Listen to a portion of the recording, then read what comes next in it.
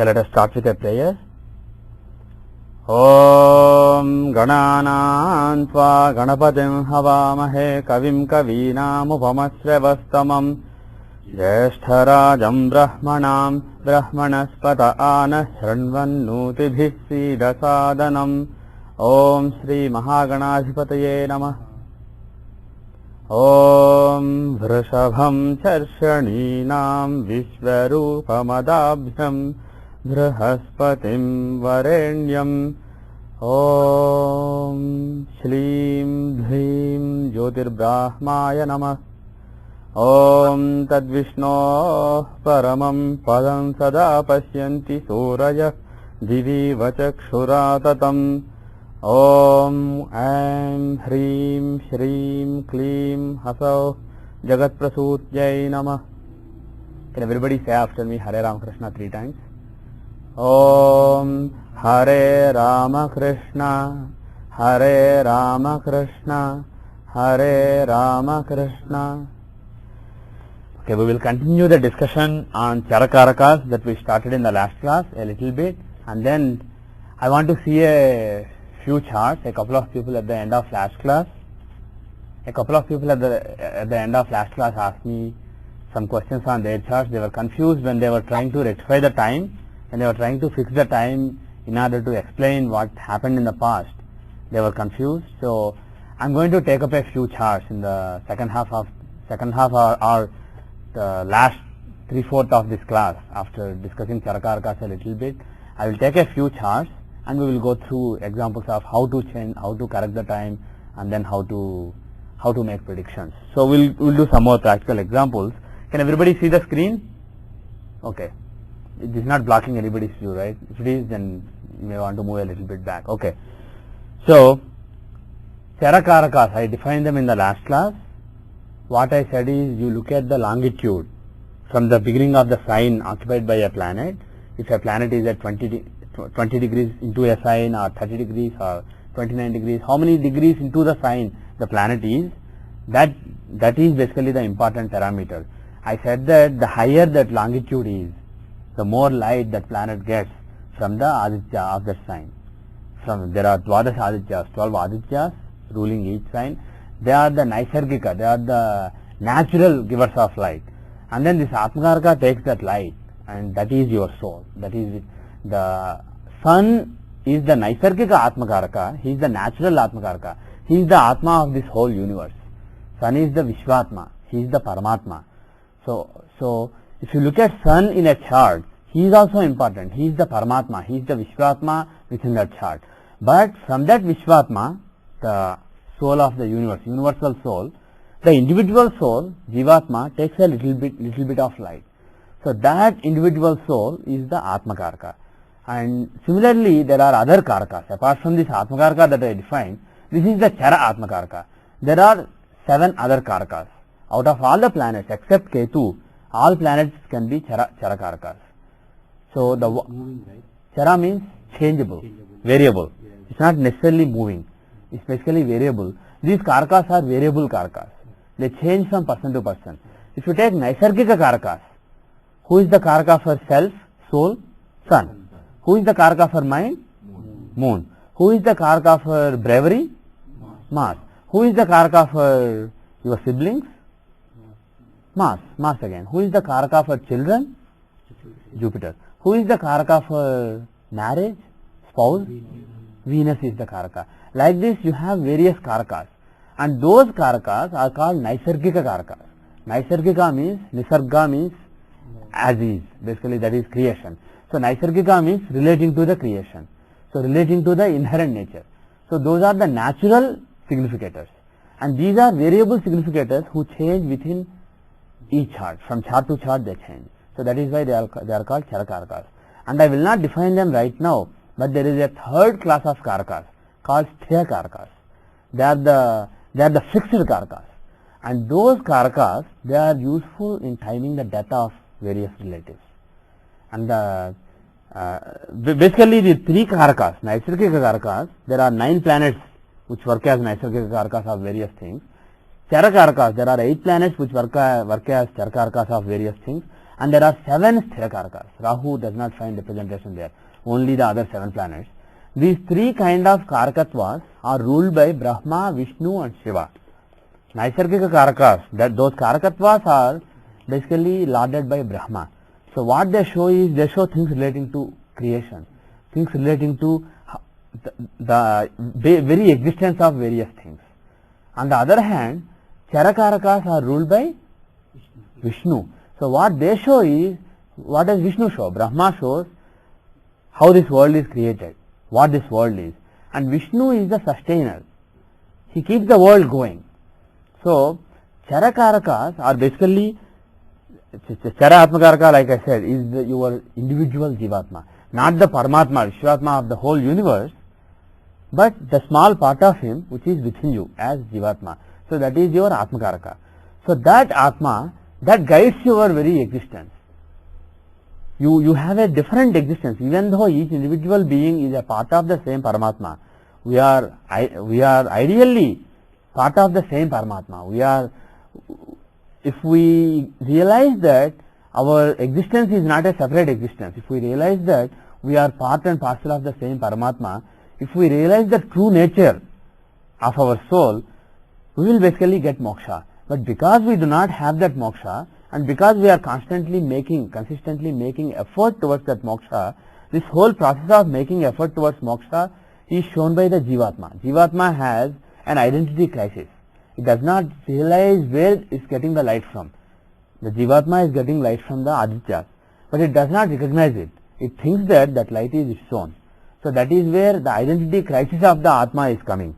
So as long as that identity crisis is there and the Atma does not merge back with the Paramatma, it has to engage in certain activities. It has to sustain itself.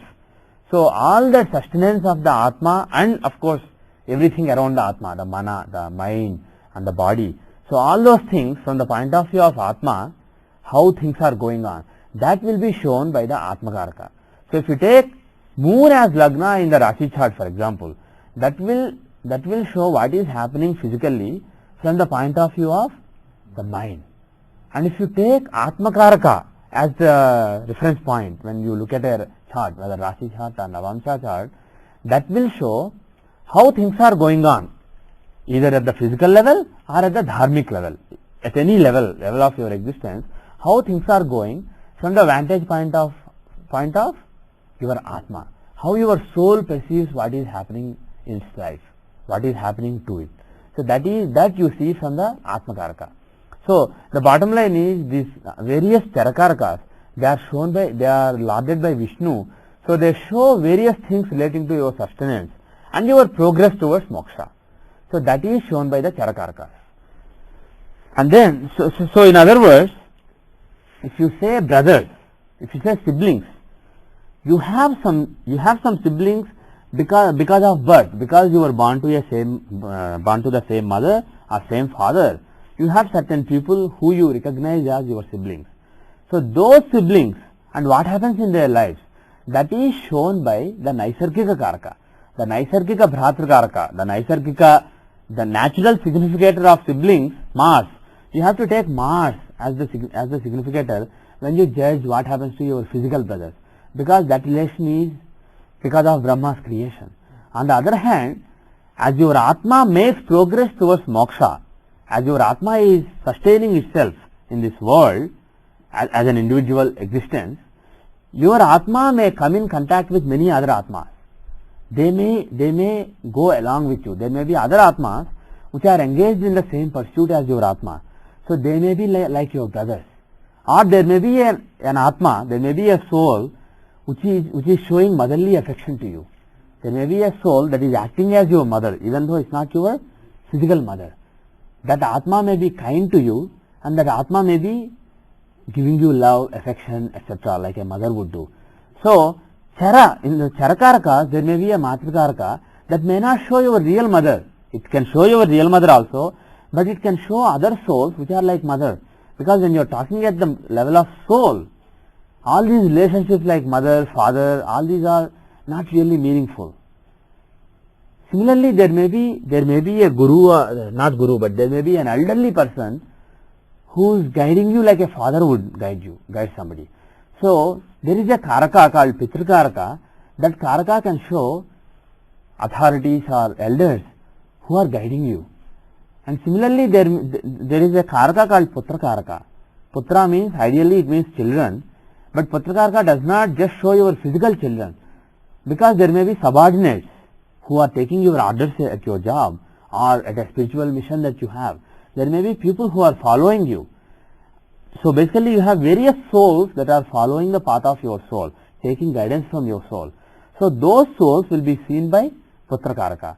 So when you come to Charakarakas, you are basically in the domain of Atmas, domain of souls, not just physical bodies that were created by Brahma, but you are at the level of souls. And so this is basically soul's journey. Various Charakarakas are various souls that take part in the journey of your own soul. So that is basically Charakarakas. And that concept is ruled by Vishnu, because Vishnu guides the journey of a particular soul. He is the sustainer. On the other hand, Shiva, he makes everything sthira. Everything that is moving, he makes it sthira. When I say he makes it sthira, your mind may be vacillating and he may make your mind sthira. Your soul may be confused. He may make your soul sthira by making it part of the Paramatma. He can also give you moksha. So Shiva is slightly a misunderstood God.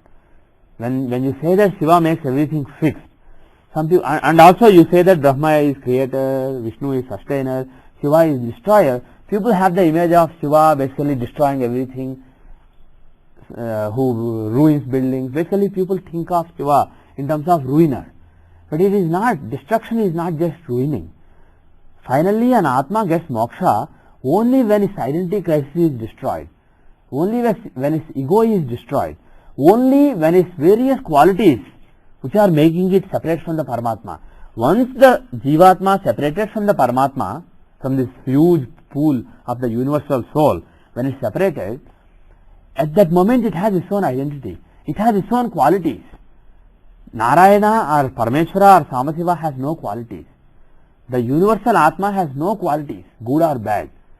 It's absolutely qualityless.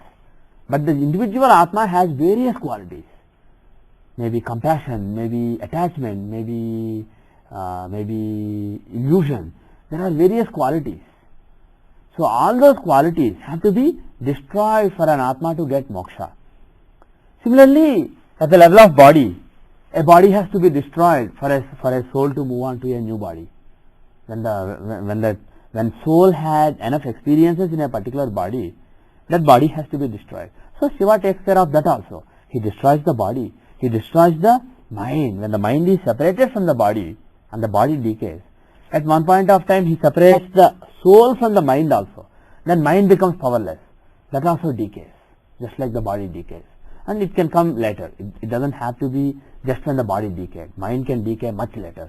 That is why you have so many occult phenomena, because of the ability of mind to exist after body is destroyed.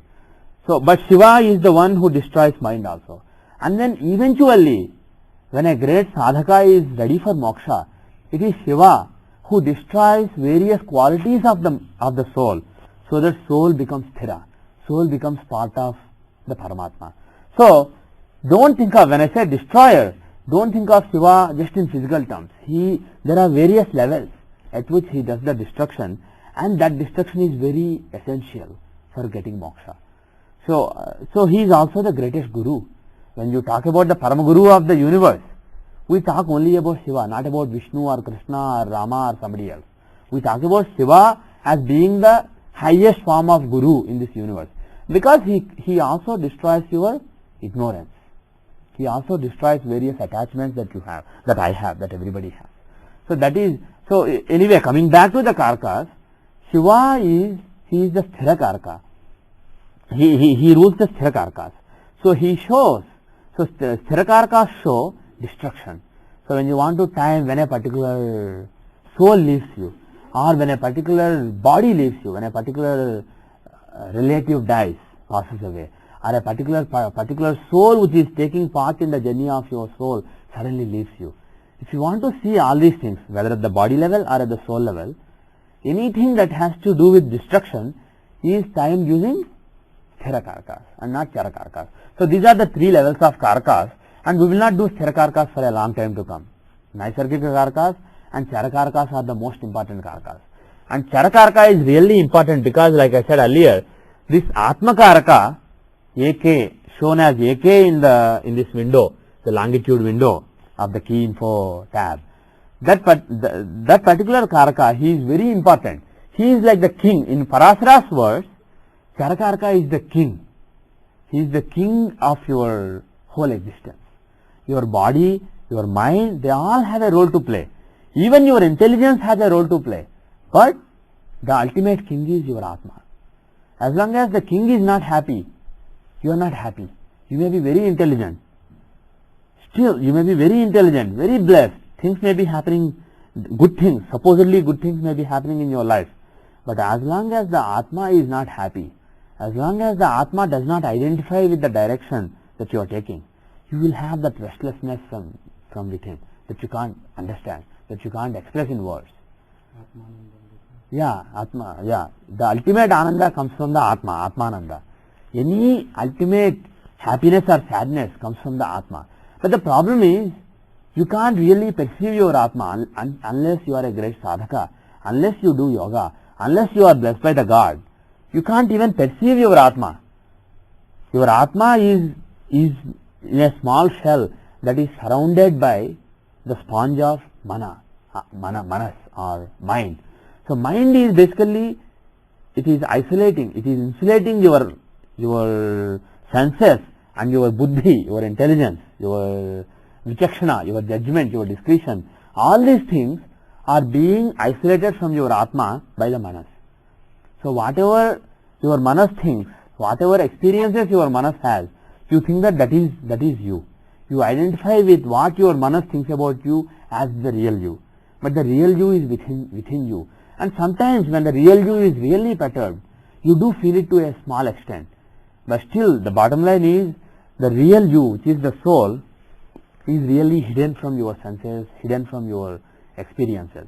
And with practice of control over your manas, by doing sadhana, spiritual sadhana, you can get practice of control over your manas, your thoughts, thought processes, the streams of thought that go on in your mind. And as the mind becomes calm, as the sponge of mind that surrounds your soul becomes very soft, becomes very transparent, then you can start to experience the soul within you. Then you will feel that there is a soul within you. Then you will feel the God within you, which is your soul. So that comes with sadhana.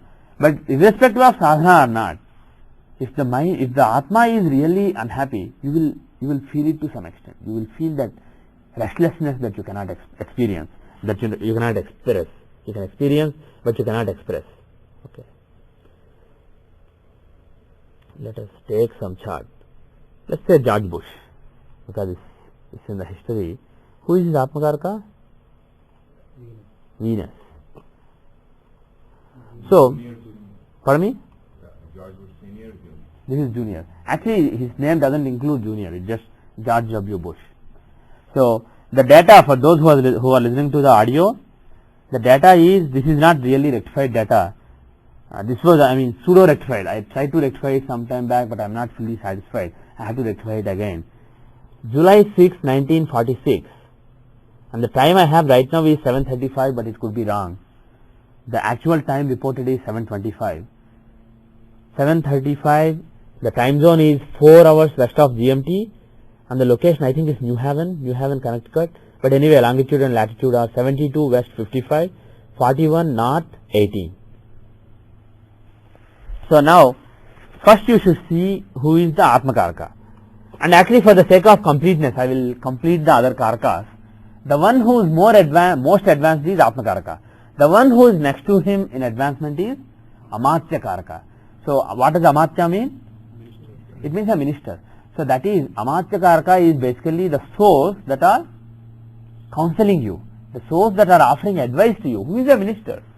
He offers advice to you. So Atmakaraka is your own soul, and Amatya Karaka is various souls that are interacting with you, that are guiding you, not guiding, but that are advising you. And then the next one in advancement is Bhratrikaraka. Bhratrikaraka means brother. Bhratra means literally brother. And when you say brother, this is not, like I said, this is not your physical brother, your physical siblings who are born to the same mother and father. These are basically, who is a brother, who is a sister. They basically lead their life along with you. There is a link between, pardon me? Like brothers. Yeah, it's like brother. So you may have a god brother. You may have your spiritual guru, or other people who are with the same spiritual guru, who are doing their sadhana along with you. Those are all your brothers. And actually, Jaimini even teaches, looking at your guru from Bhratrikaraka. So guru is not like an authority. Your guru, your students, your co-pursuers of the spiritual path, they are all basically your brothers. So Bhratrikaraka shows those people who are pursuing the same spiritual growth along with you, who take part in your spiritual growth, who are like brothers in your spiritual pursuit. And then the fourth one is, the next one in advancement is Matrikaraka. Matrikaraka is shown as MK in this software, and that is Matrikaraka means significator of mother. So this is the variable significator of mother. So these are motherly souls that nourish you.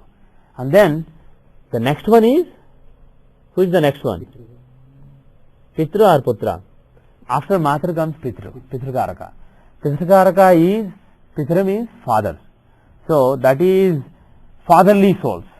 Souls that guide you in the right path, that put you in the right path. Souls that exercise some level of authority over you and guide you correctly. So that is shown by Pitrikaraka. And then the next one is Putrakaraka. Putra means son. So those are your followers, the souls that are taking orders from you and following your directions. And then the next one is Jnatikaraka. It is shown as GK here, Jnatikaraka. Some people write that JNA. Basically, it comes from Gnat. Some people, Telugu people typically call it Gnatikaraka, and North Indian people call it Gyatikaraka. It is basically Ja and then the Anashika following Ja. It is the combination of those two consonants. It's a tough sound to pronounce. Telugu approximation is Gnati, the North Indian approximation is Gyati. So that GK shows the Gnatikaraka. That Karaka, what does Gyati mean? Can somebody tell me what Gyati means?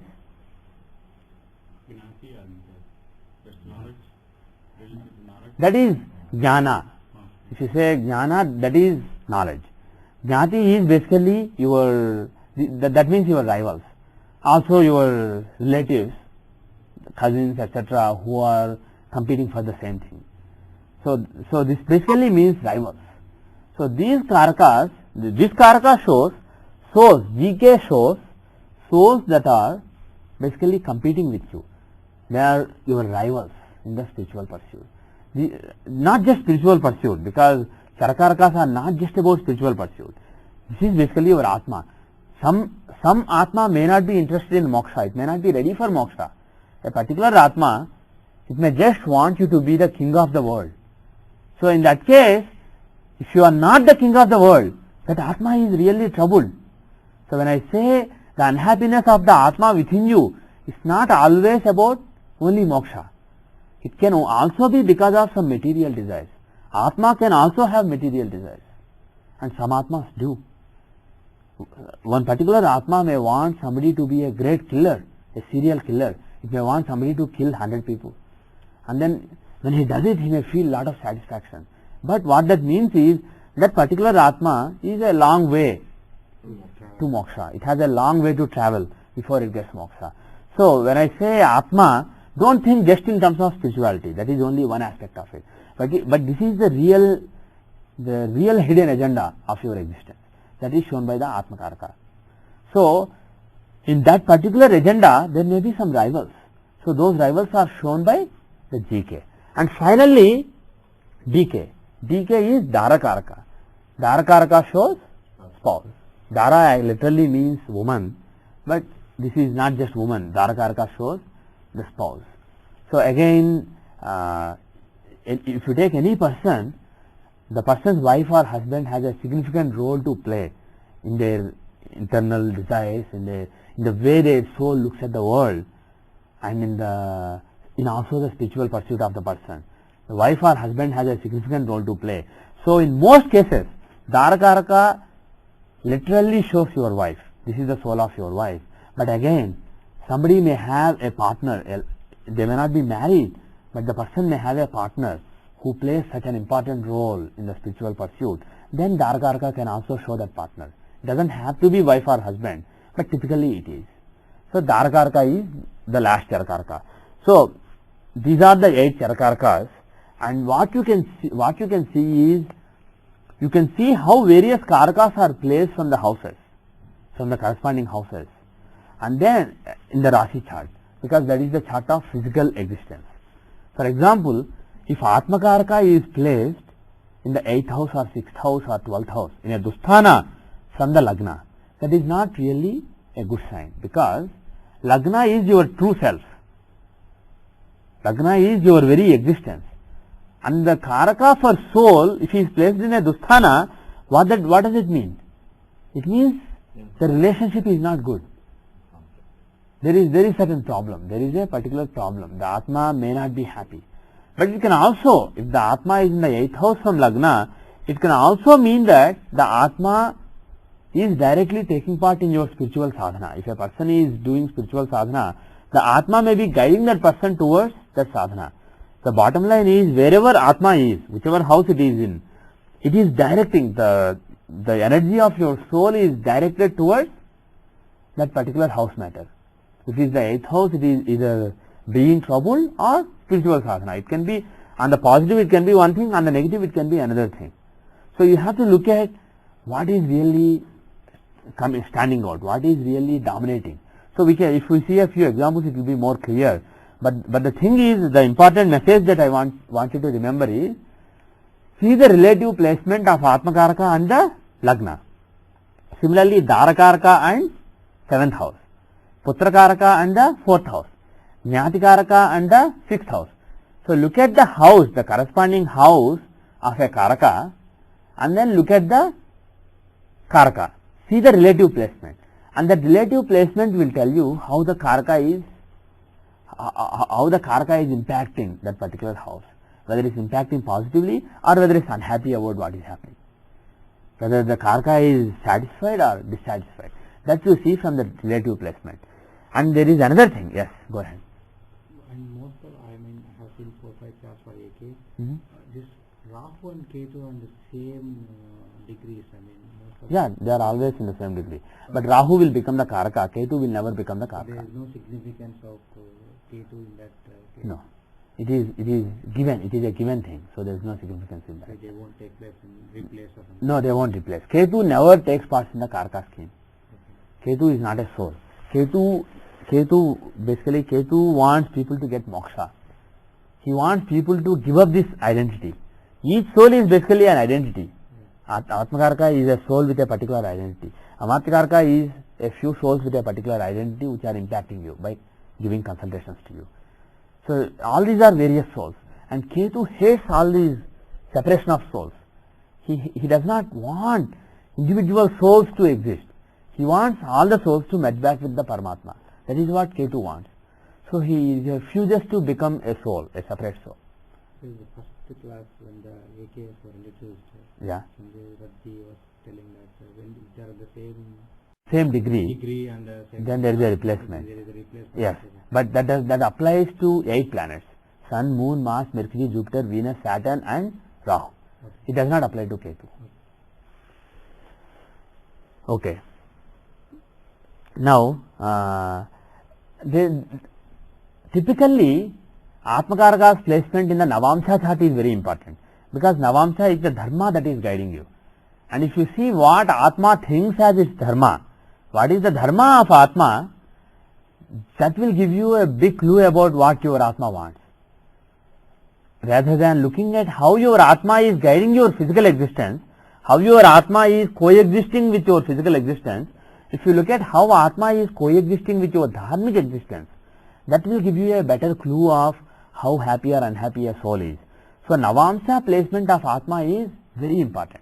But there are Rajyogas given by Parasara even at the physical level. He said that if Atmakaraka and Putrakaraka are together in the Rasi chart, that is a great Rajyoga. Such people will be very successful. What is the logic? Atmakaraka is your soul and Putrakaraka is some souls that take orders from you, some souls that follow you. Not just people that are following you physically, not just somebody who comes and says, can I do something for you? Is there some help that I can do for you? If somebody comes and takes orders from you physically, that will be seen from the lagna. Those are your physical followers. But this Putrakaraka is not just physical followers. These are souls that follow you, follow your souls. So there is a following at the level of soul. That means they are real followers. They are the true followers. When a soul follows your soul, that means that relationship is very strong. The bond is very strong. Pardon me? Some people say blind followers. Yeah, that is basically blind following. Putrakaraka is basically your blind followers. Because at the level of soul there is attachment, possibly from past life. So if you see Vivekananda following Ramakrishna Paramahamsa, or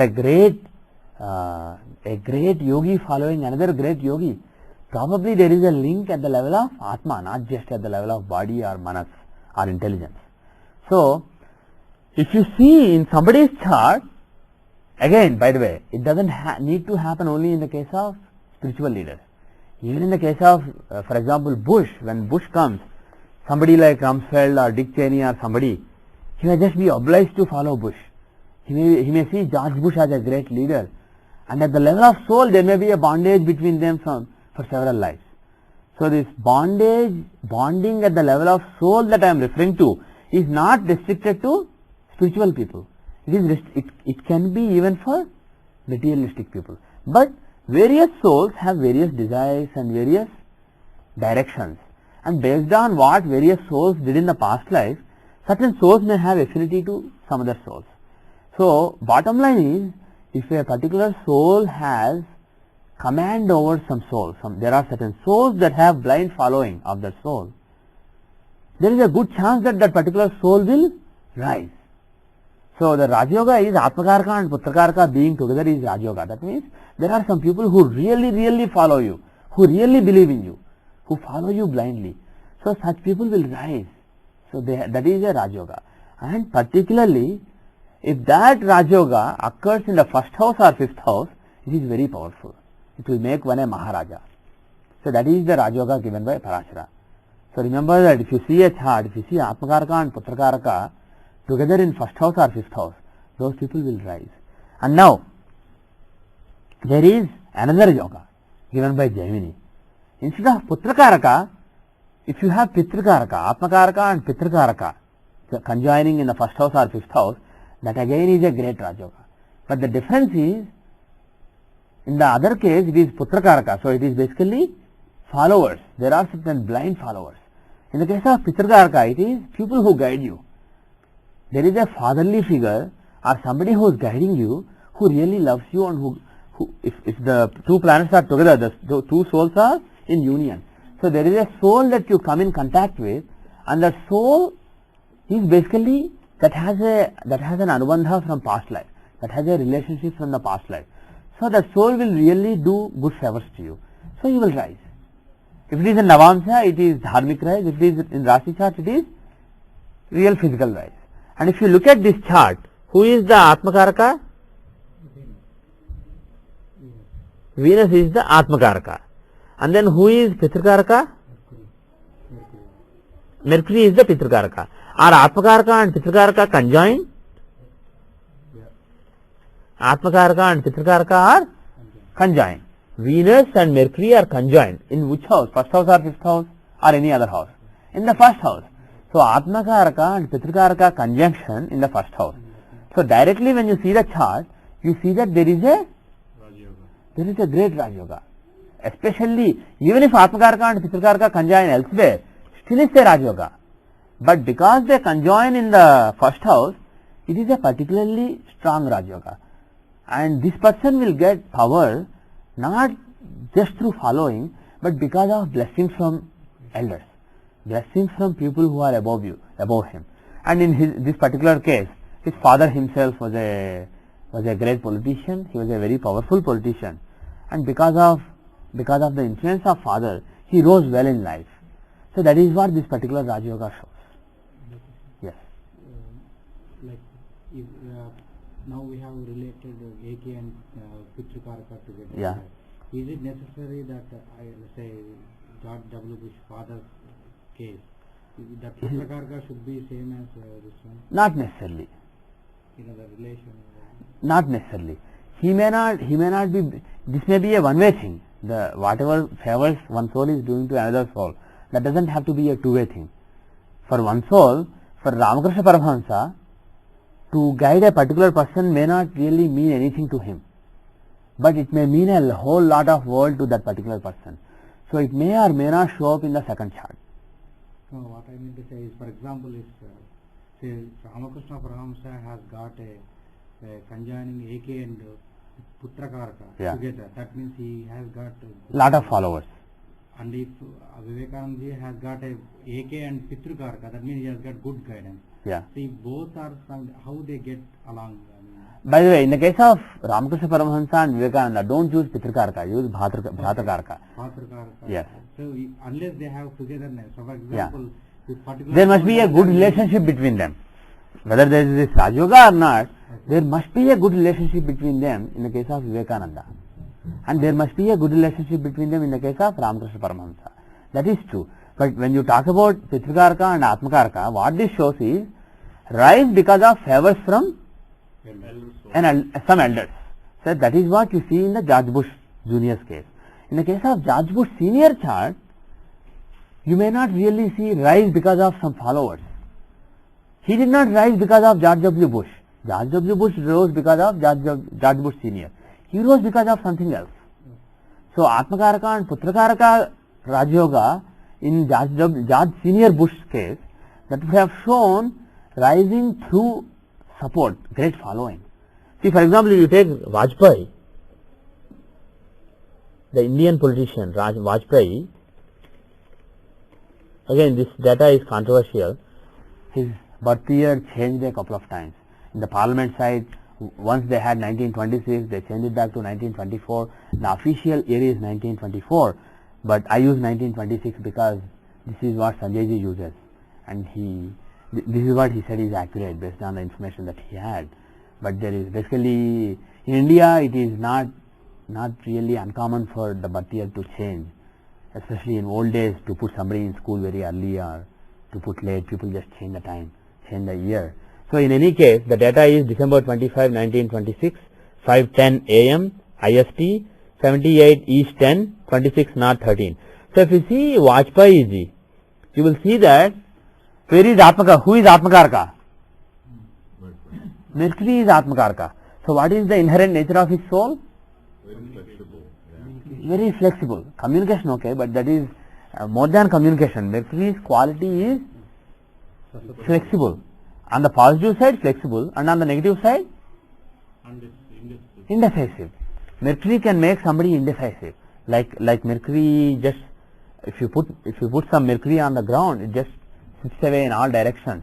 Similarly, Mercury is very flexible, and if he is with Saturn, he will behave like Saturn. He will behave like a bad boy. If he is with Jupiter, he will be a good boy. So he is like a boy who is neither good nor bad, who will be good boy or bad boy based on who he is with. He is like a child who can adapt based on the company. So Mercury being Atmakaraka shows that his inherent, the true core nature of Vajpayee is very flexible and yet indecisive. And now, if you look at who Mercury is with, who is with Mercury? Saturn. What Karaka is he? Saturn is Putrakaraka. So Atmakaraka and Putrakaraka conjoining, that too in Lagna again, not in some other house. Even if Atmakaraka and Putrakaraka conjoin in the 4th house or 6th house or 8th house or some house, still there will be some following and because of it some gains, some rise. But here, because it happens in Lagna, there is a Maharaj Yoga. So this person will become very powerful, but he will become very powerful because of following, because of followers, not because of some godfather, some elderly person who takes special interest in him, who really blesses him or who gives him lot of authority, who uses his influence to make this person rise. That is not the case in Vajpayee's chart. It is because of the following that he commands. So that is what you see from this Raj Yoga. On the other hand, if you see George Bush Jr., you see Atmakaraka and Pitrakaraka conjoining. So in his case, in the case of George W. Bush, there is a difference between Vajpayee. Vajpayee was democratically elected. Even George Bush was democratically elected, but he owes his career mainly to his father. That is what the chart suggests. On the other hand, Vajpayee owes his career to lot of followers that he has. That is the difference between Putrakaraka and Pitrakaraka. Now, because you raised George Bush Senior, I think I have the chart. I am just curious to see his chart. Yeah, I have the chart. So this is George Bush Senior's chart. June 12, 1924, 11:40 a.m. The time zone is 4 hours west of GMT. The longitude is 71 west 5. The latitude is 42 north 15. Okay, now let us take a look at the chart. Who is the Atmakaraka? Sun is the Atmakaraka. So what are the main drawbacks of the soul? What is the main quality of the soul? Ego. He is very arrogant and egoistic. He has that ego. That is his main problem. And who is Sun with? Sun is with Mercury. So Atmakaraka is indeed with Putrakaraka. So what does it mean? He has a great yoga, but it's not really Maharaj Yoga because it's not in Lagna or 5th house. But still it is in the 10th house. It is in the house of karma. So through his karma, as he engages in his karma, as he does his thing in the society, he encounters lot of following. He has lot of following, and that following makes him a king. So he also has Raj Yoga, but is it because of a godfather who is protecting him? Is it because of his father or his grandfather or some kind of godfather? Where is Pitrakaraka? Pitrakaraka is Jupiter. So is there a good relationship between Atmakaraka and Pitrakaraka? Yes. They are in mutual quadrants. If two souls are in mutual quadrants, they promote each other. So he does have some souls which are protective of him, which guide him, which benefit him. So there are, again, when we look at the dashas, things will become clearer. But just looking at the chart, you can see that this is not somebody who rises by opposing the authority. This is somebody who rises because of favors from the authority. So people who are above him, they like him and they promote him. So that is what you see from the mutual placement of Pitrakaraka and Atmakaraka. So, but more than the quadrant, mutual quadrant placement, being together is the really great placement in the case of Atmas. Those two souls have a union. They are together. They are really together. So he does get lot of following, and because of that he rises. But he also has support from the elders, support from the authorities. So he became the vice president first, and then he became a president. He did not suddenly rise, like for example Bill Clinton. He was vice president with Reagan, and then he became a president. So he did rise because of some level of blessings from from elders. But he also has following of his own. Now let us look at the Dharakaraka.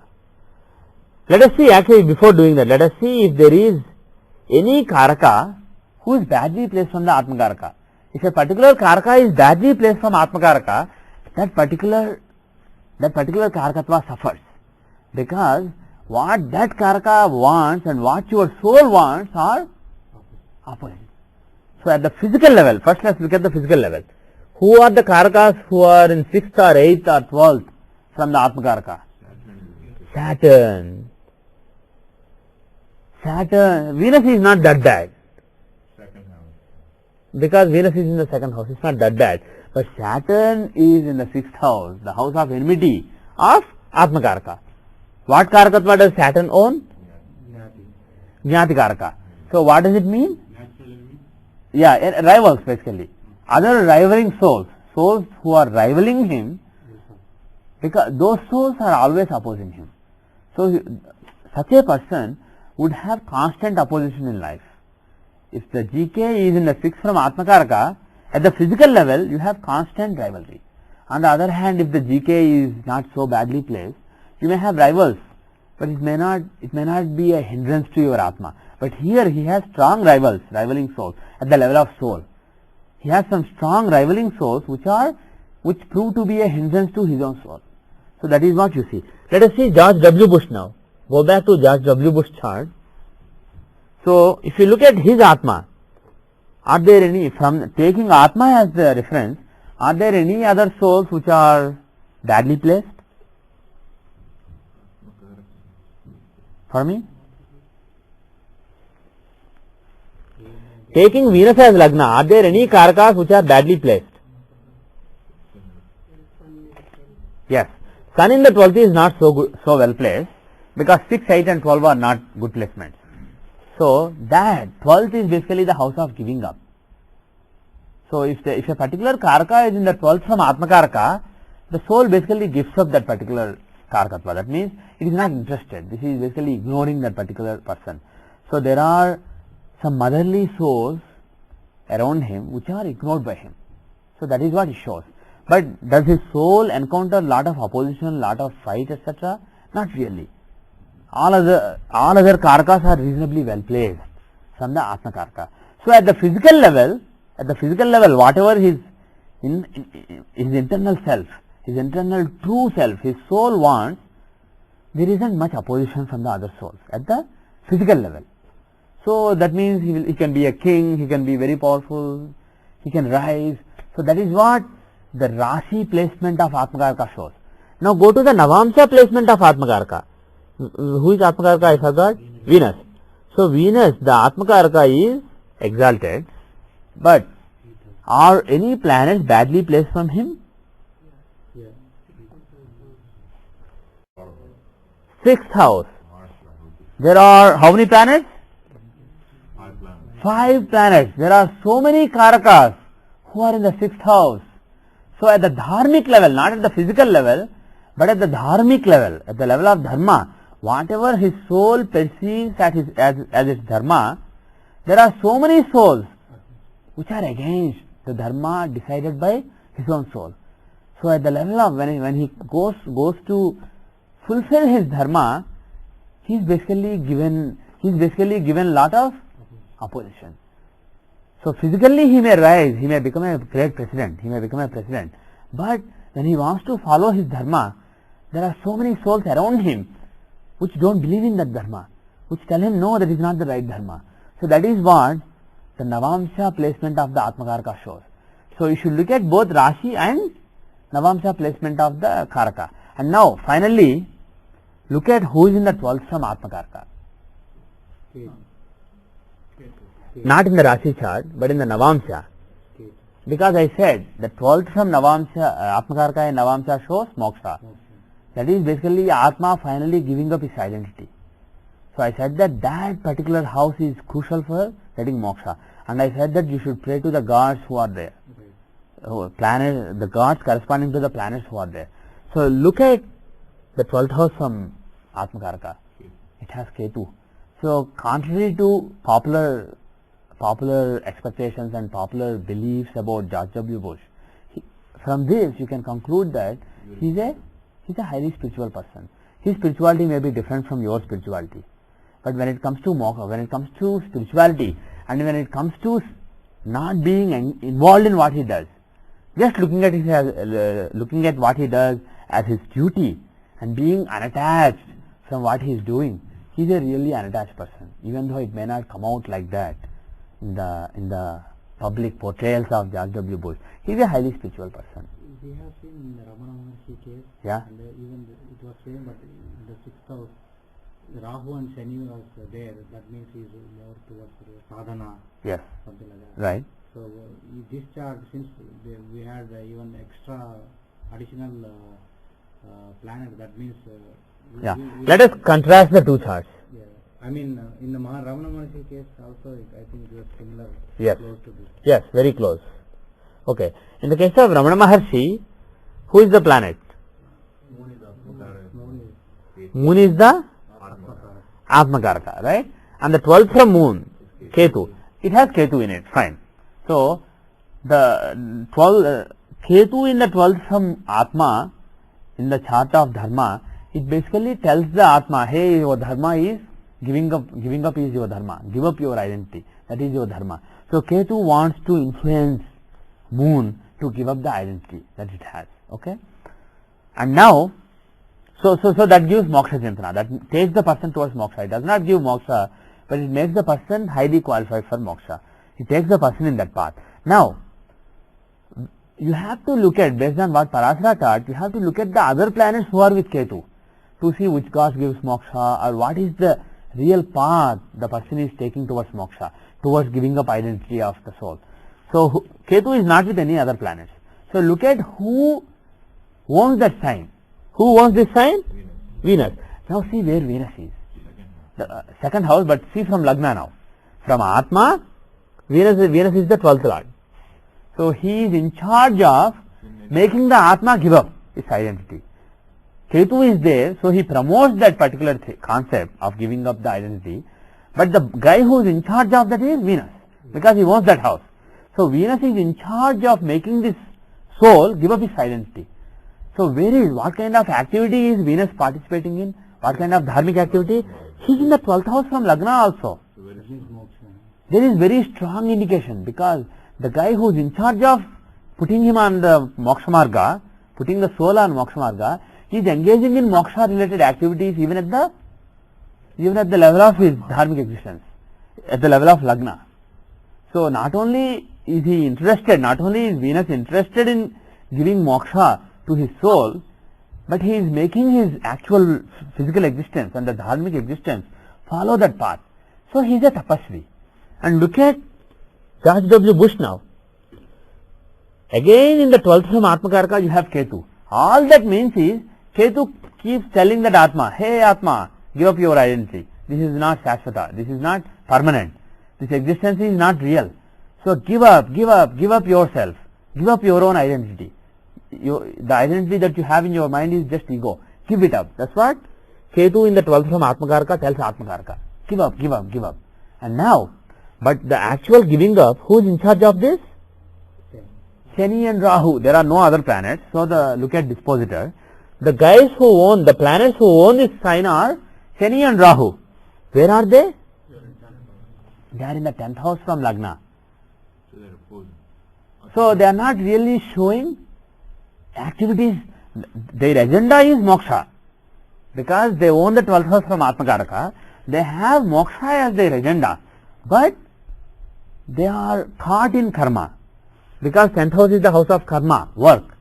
So, the planets who want to give him moksha, they think he has a certain duty, because they are in the 10th from Lagna. They make him do certain dharmic. The 10th house in Navamsha is the karma that you do relating to your dharma. How you follow your dharma. You have certain concept, this is my dharma, this is what I should do. And what you do in the society, what you do around you to promote that dharma, that karma is shown by the 10th house in Navamsha. Okay? On the other hand, the 9th house in Dashamsa, Dashamsa shows your karma. Everybody remembers that Dashamsa shows karma, right? If you look at 9th house in this chart, it shows the dharma you follow while you do things in the society. The sense of dharma while you do your karma. And the Navamsha 10th house is the karma that you do relating to your dharma. So, if you have a strong sense of dharma, this is right, this is wrong, based on it, if you are doing certain things in the society, that is shown by the 10th house in karma. That is a very strong house in this particular chart. So, this person has strong beliefs and he will be engaging in actions in the society relating to those things. And he will do it with a sense of resignation, sense of detachment, because those planets, Shani and Rahu here, they own the 12th house from Atma. So, at the level of soul, the 12th house is the house of detachment. He will do it with a sense of detachment, but he is engaged in this karma. So, this is not a person, unlike Ramana Maharshi, this is not a person who is a tapasvi or who is on his final march towards moksha. He is on the path towards moksha, he is spiritual, he is detached, but at the same time he has that attachment to the karma. And what kind of karma is he doing? He has a sense of dharma and he is doing karma. What kind of karma? Who are the planets there?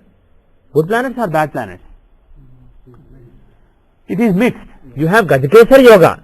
Moon and Jupiter together is Gajkesar yoga. They will make the person very famous long after death. So, Moon and Jupiter in the 10th house will make this person very famous for the karma he does relating to his beliefs and ideologies. The karma he does based on ideology, that will make him very famous long after he dies. But who are the other planets? Three malefic planets: Shani, Kuja and Rahu. Saturn, Mars and Rahu. Mars is aggression, and the sign itself is a fiery sign, Agni Rashi. Mars is the planet of war, and Shani and Rahu again they are the planet, they are not desirable planets. So, because three undesirable planets are joined with the Gajkesar yoga, this person will, the activities he engages in based on his ideology are disruptive, warlike, cheating, destruction. Yes? Saturn is in the enemy's place, right? Does Yes. any influence really? Even though he is a malefic planet, when he is in enemy's place, it is all the more powerful. Basically, if somebody wants to do a bad thing, you make him unhappy by putting him in a place where he doesn't like. He will be even more destructive. So, planet like Saturn, when he is in 7th house, don't think that he is powerless. He is actually more powerful to cause harm. He is more mischievous, basically. More determined, I mean. More determined, more evil, basically. On the other hand, Jupiter and Moon, they are good planets. They want to give fame, and again, being in a friend's house, they will give that also.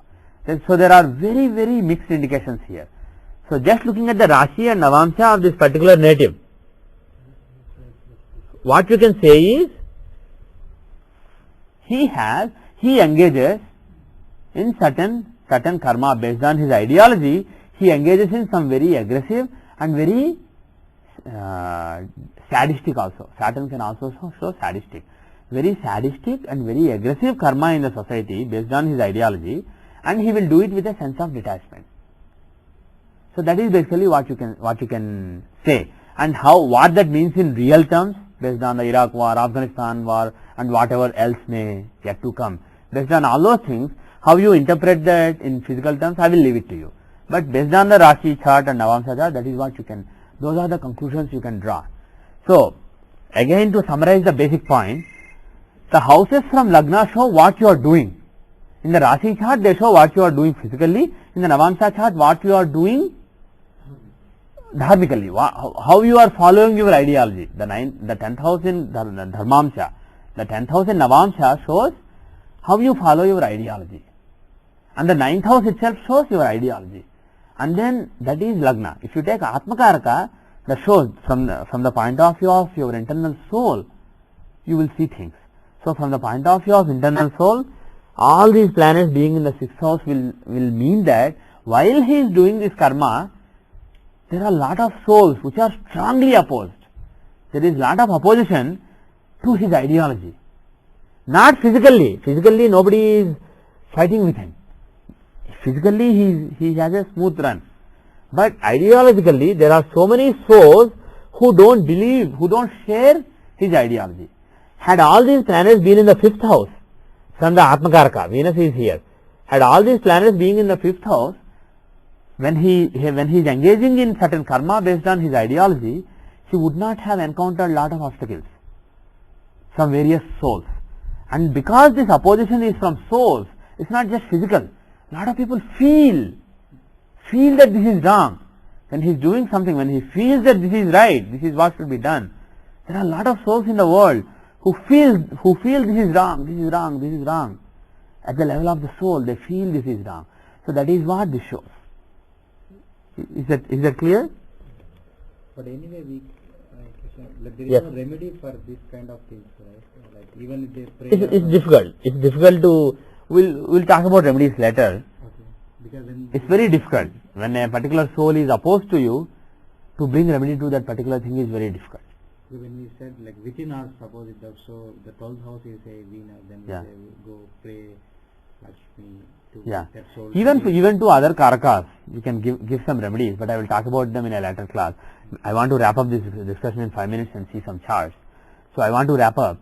But there are possible remedies. But anyway, you can't go and tell George Bush to do a particular remedy. But the point I want to make is he is not a bad person. Ideally, there is no bad and good person. He is a particular soul who is engaging in certain activities because it is that soul's destiny.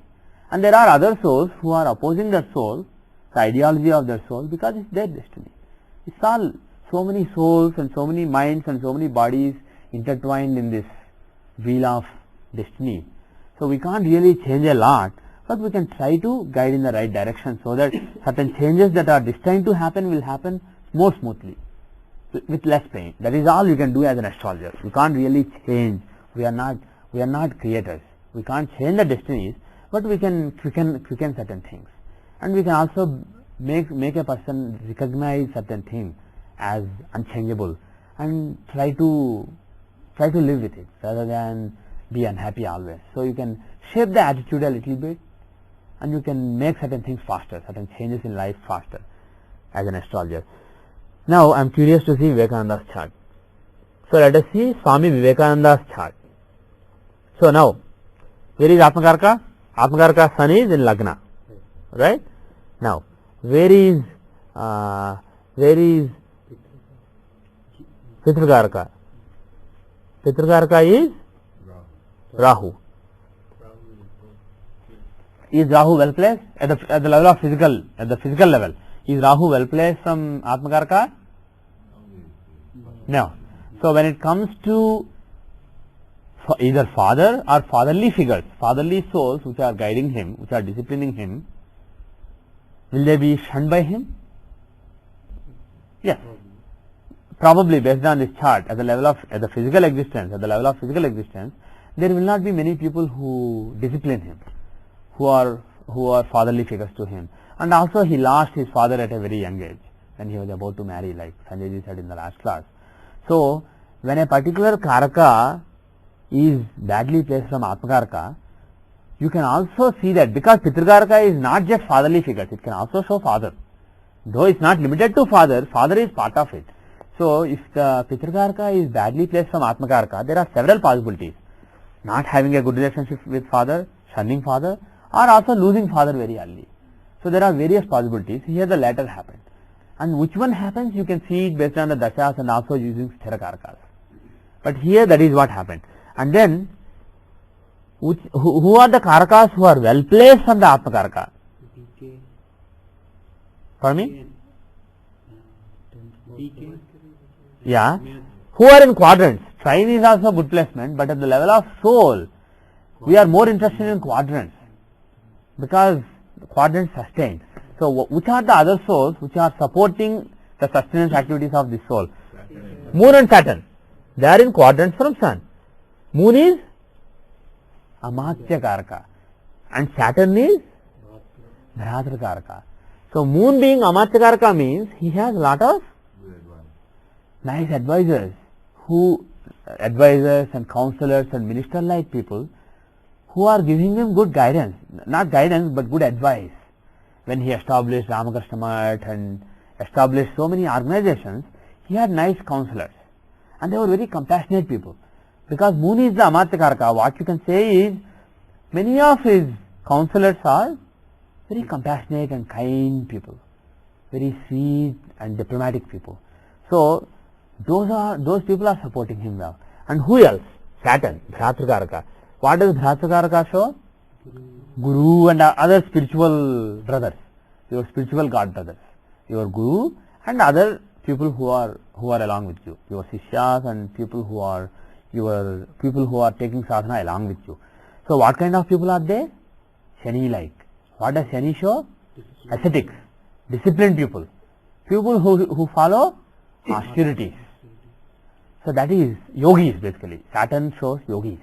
So Bhratrakaraka being Saturn means, Saturn shows he had a guru who was a sadhaka, who was a yogi, and also Kali is shown by Shani. So Kali Upasaka also. But that is not very easy to say. That happened true in this case. It will not work everywhere. So let us ignore that point. But Shani can also show Kali. So bottom line is there was a sadhaka as his guru, and he was supporting him very well. Now at the level of Navamsha, go to the level of Navamsha, and now in Navamsha, see how various planets are placed. So who are the planets who are best placed in the Navamsha? As far as ideology is concerned, who are the souls that are really supporting him well? Again Moon. Moon is not only supporting at the physical level, but at the Navamsha level also. So Moon shows Amartyas. So again, both in spreading his ideology and also spreading his ideology physically, and also in terms of sharing the ideology, he had lot of compassionate associates who were counseling him very well in the matters of establishing this organization, etc. So Moon is one planet. Who else? Venus. Venus is the other planet. So what Karaka is Venus? Putra Karaka. So what does that show? Followers. So his associates and his counselors as well as his followers, they were basically supporting him, not together because they are not with son, but they were supportive of his activities, the activities of his soul as far as ideology is concerned. The ideology of his soul was supported by the ideology of his soul, which is this Rashi, was supported by the ideology of his followers and the ideology of his associates, his counselors. On the other hand, if Moon was in a Kendra here, but suppose Moon was in the 8th house, what that would have meant is he would have been supported physically by able counselors, but they probably would not share his ideology. At the level of soul, physically they may say, wow, this is great. If I say, for example, Jyotisha is a great Vedanga, it has to be taught in a particular way, let us establish a nice organization, let us teach Jyotish. There may be people around me who will say, nice, that's a good idea, let's do it. But internally, from the ideological point of view, they may not share my ideology, but they may be supporting me physically. So if that is the case, you will see the corresponding Karaka, Amartya Karaka or Putra Karaka, if we are taking followers. We will see that those Karakas are badly placed, well placed in the Rashi chart, because physically they are promoting me, they are supporting my activities, but in the Navamsha, if they are badly placed, they will not share the same ideology. And here he has nice counselors who share his ideology. So try to look at some more charts and try to grasp this concept. First look at charts of famous people and then look at your own chart. But what you have to remember is Atmakaraka is your soul. In the Rashi chart, it is your soul in his journey at the level of physical existence. How the journey of your soul impacts you physically. That is Rashi chart. And various Karakas placed in the Kendras, trines or bad places from Atmakaraka shows various souls that are either proving to be hindrance or proving to be a great support or proving to be a great blessing in your soul's pursuit of his path. So that is at the Rashi level, that is physically. At the level of Navamsha, Atmakaraka's Navamsha placement is the ideology of your soul, the dharma of your soul.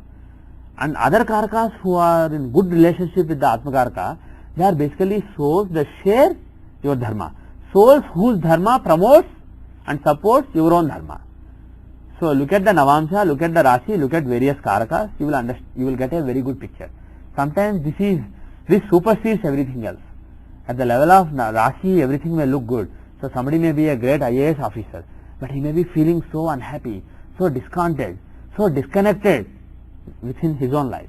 And if he comes to you for advice, if you see that Atmakaraka is badly placed and a bad dasha is running from the point of view of Atmakaraka, then you can directly see why that is happening.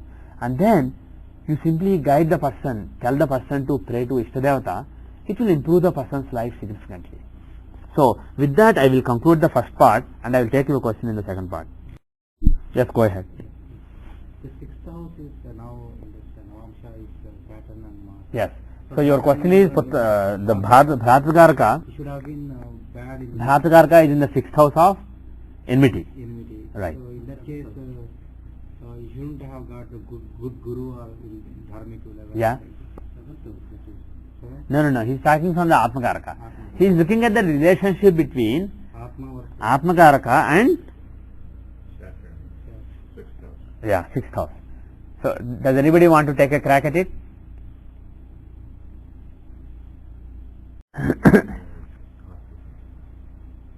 So that means there was some enemy amongst this brotherly brotherly team. Yes, that is one thing.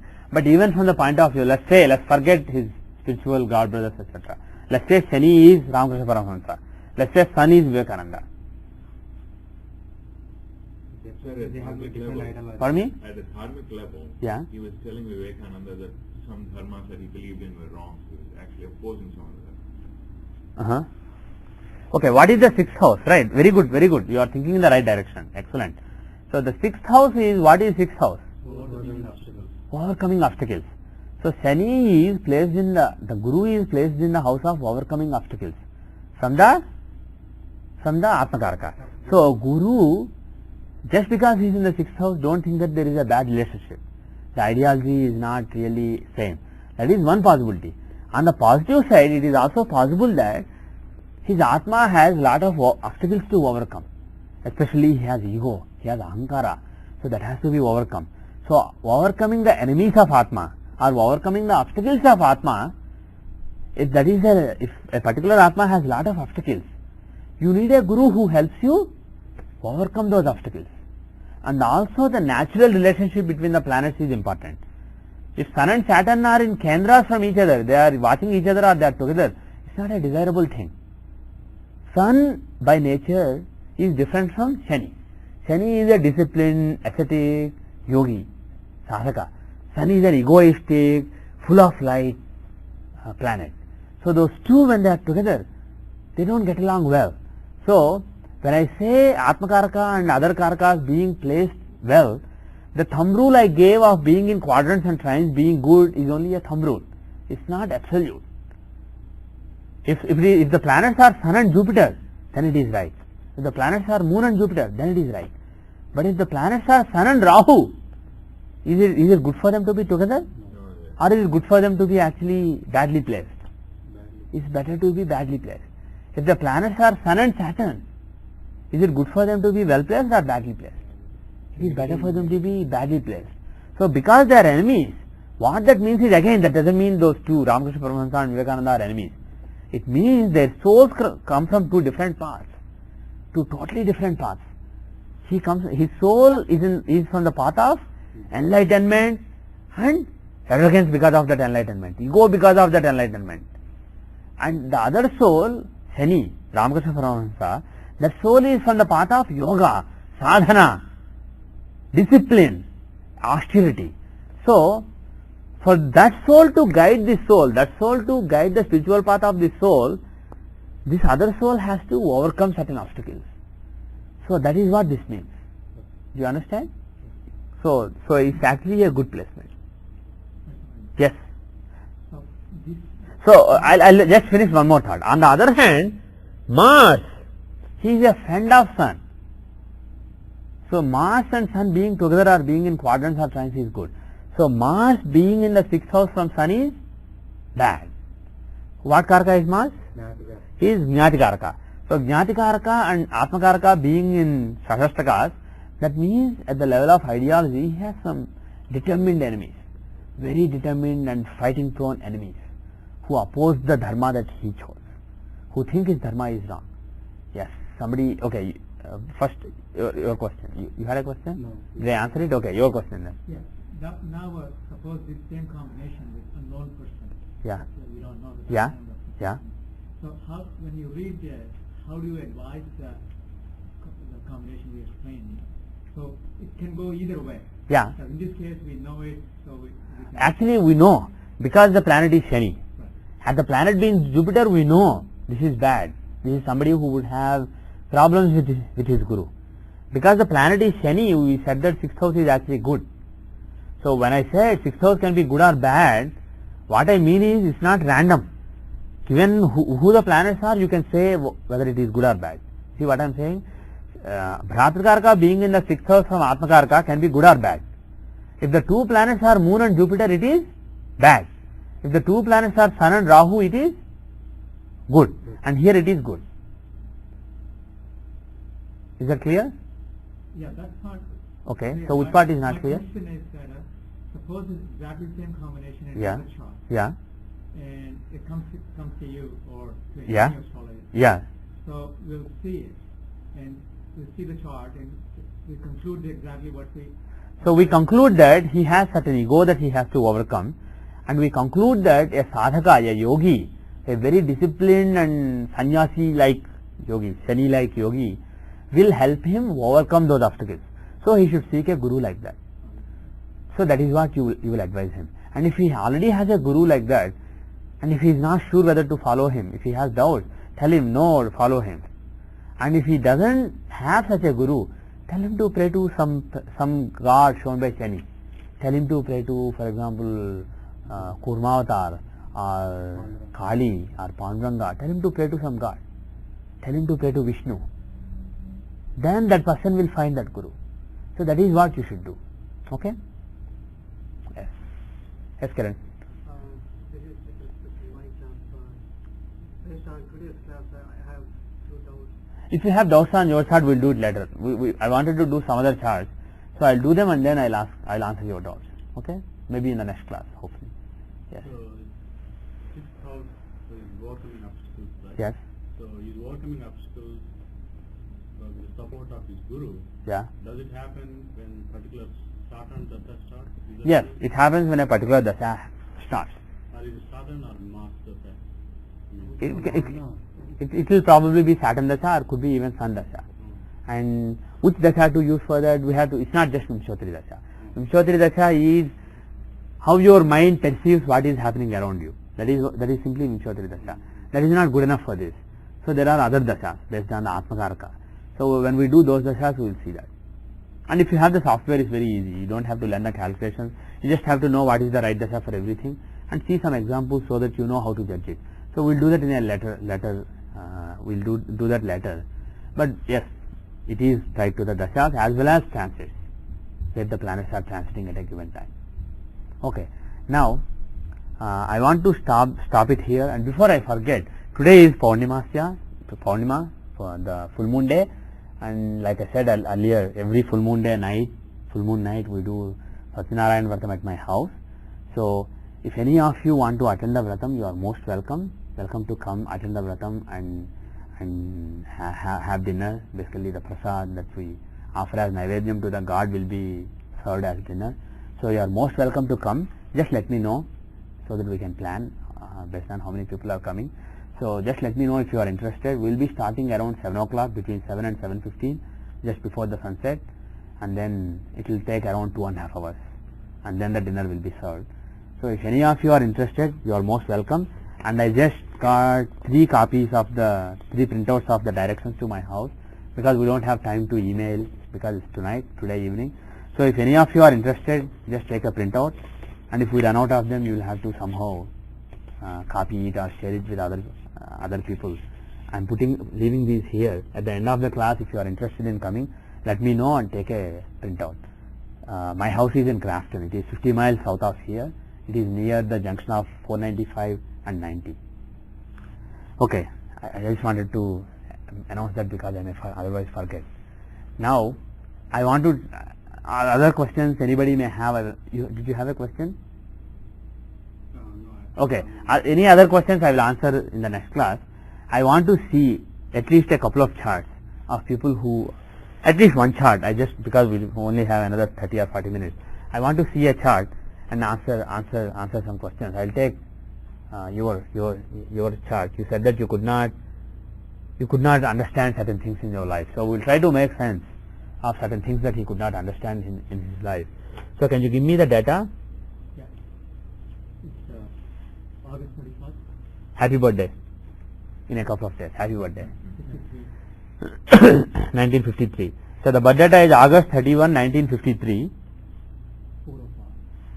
4:05 AM or PM? 4:05 AM. Where? The place is called Visakhapatnam. It may be Visakhapatnam here. I can give you coordinates. Oh boy, I said rest of the world. I should have selected India. Because it's set in all the countries now. So Because I you have said, it, yeah, I have it here, Visakhapatnam. So okay, so the place is Visakhapatnam, IST 83 East 18, 17 North 42. So this is the chart. Let me just save the chart. Oops, did I say open?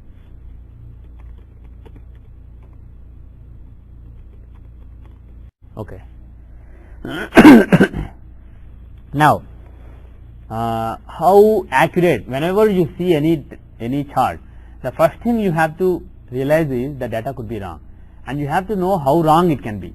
If somebody says the day is right, but I don't know the time, or if somebody says, oh, I was born sometime in the afternoon or sometime after sunrise when they were having breakfast, that is, that is very, very uncertain. The ambiguity is too high.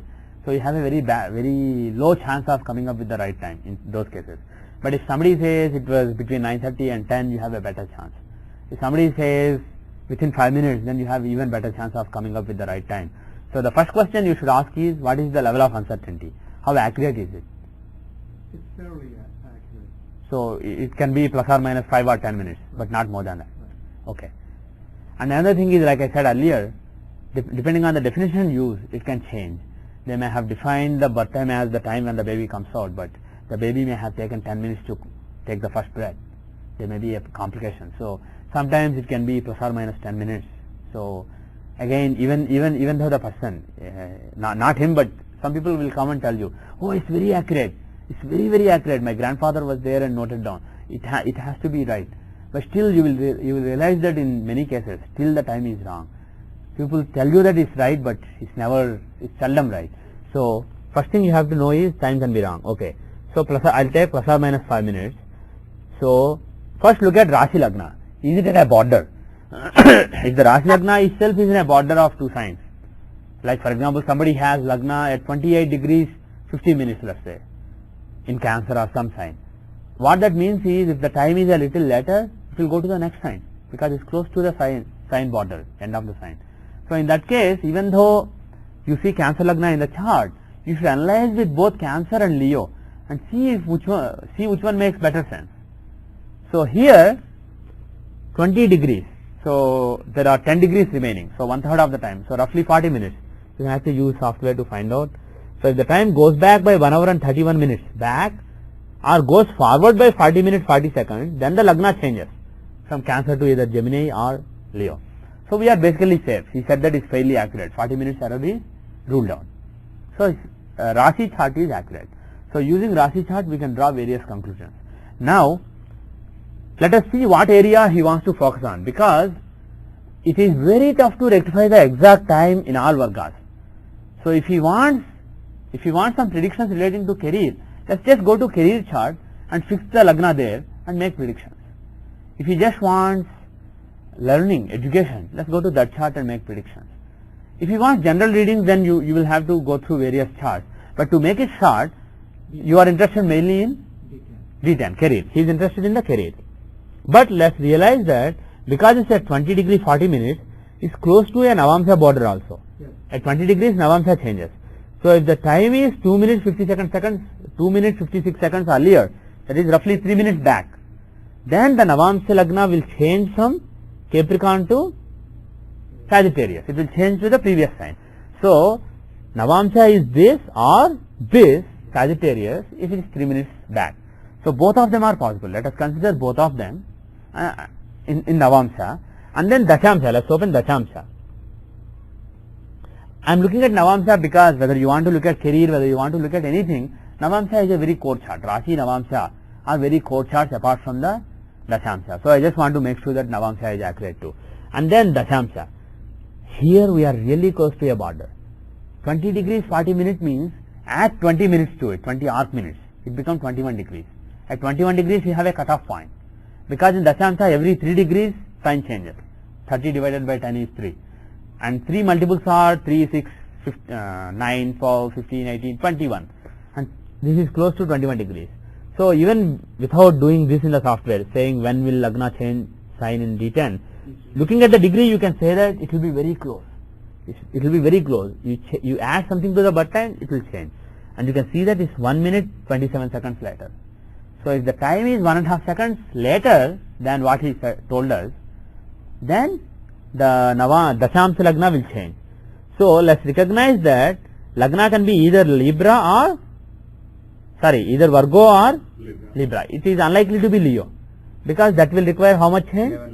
11:44. That is roughly 12 minutes. That's too much of change. He says it's fairly accurate, so it's unlikely. So let us say that Lagna in Dashamsa is either Kanya or Tula. Lagna in Navamsa is either Makara or Dhanus. Now, first let's see Navamsa. When did you get married? 89 December. You got married in 1989, December 7. I'm just noting down the event. Okay. 89 November 7. So let us go to Dashas. First let me see which Dasha should be applied. Sun, Lagna, Lord. So let's just go to Vimshottari. Yeah, we can do that. We'll do that a little later. First let's look at the normal Vimshottari Dasha. Okay. So let us open the Navamsa chart. 19, did you say 79 November 7? 89, okay, 89. So, soon after Jupiter Dasha started, Jupiter Dasha started in September 1989. So, soon after Jupiter Dasha started, the native got married. Okay? So, that is clue number 1. Which Antardasha did he get married in? Jupiter. Which Pratyantardasha? Again, everything Jupiter. So, basically Jupiter brought marriage. Just Jupiter brought marriage. Now, does it make sense?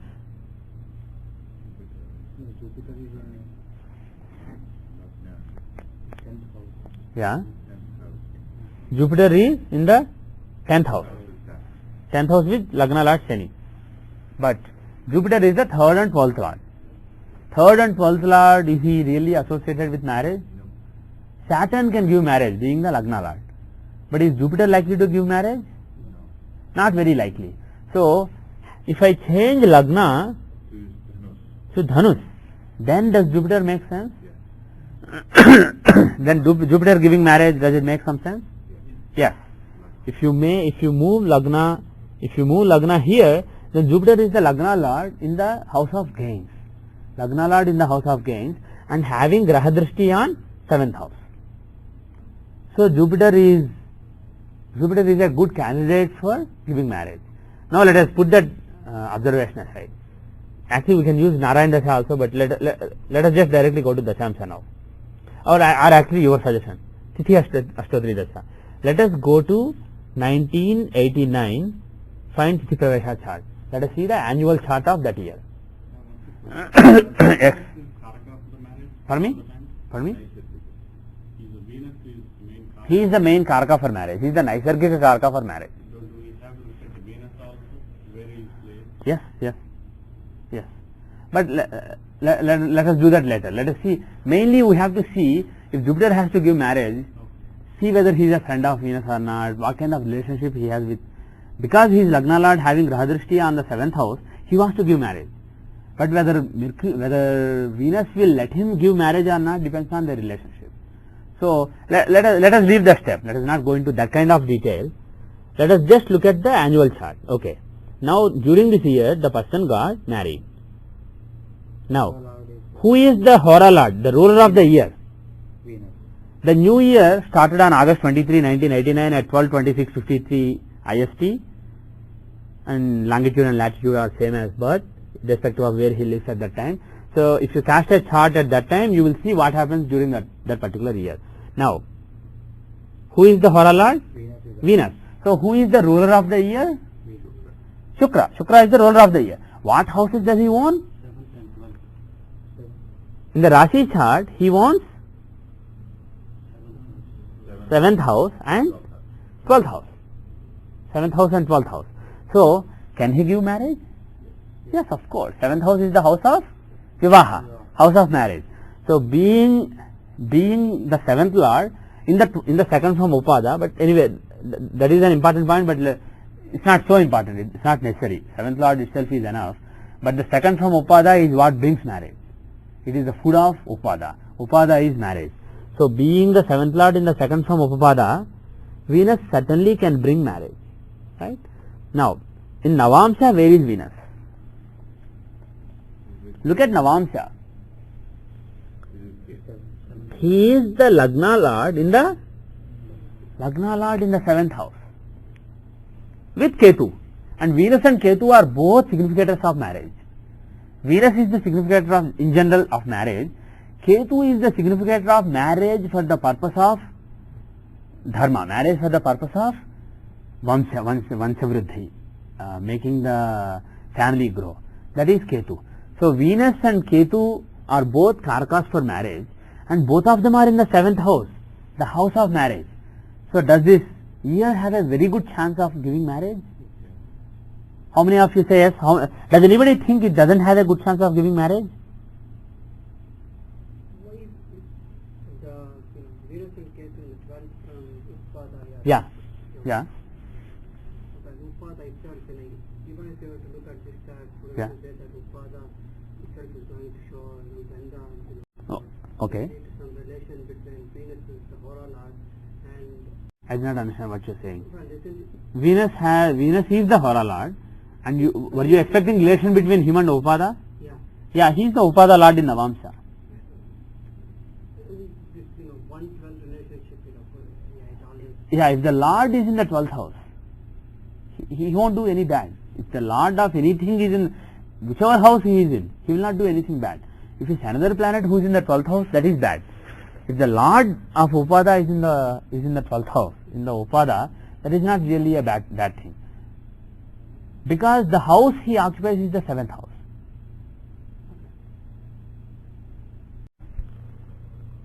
Now,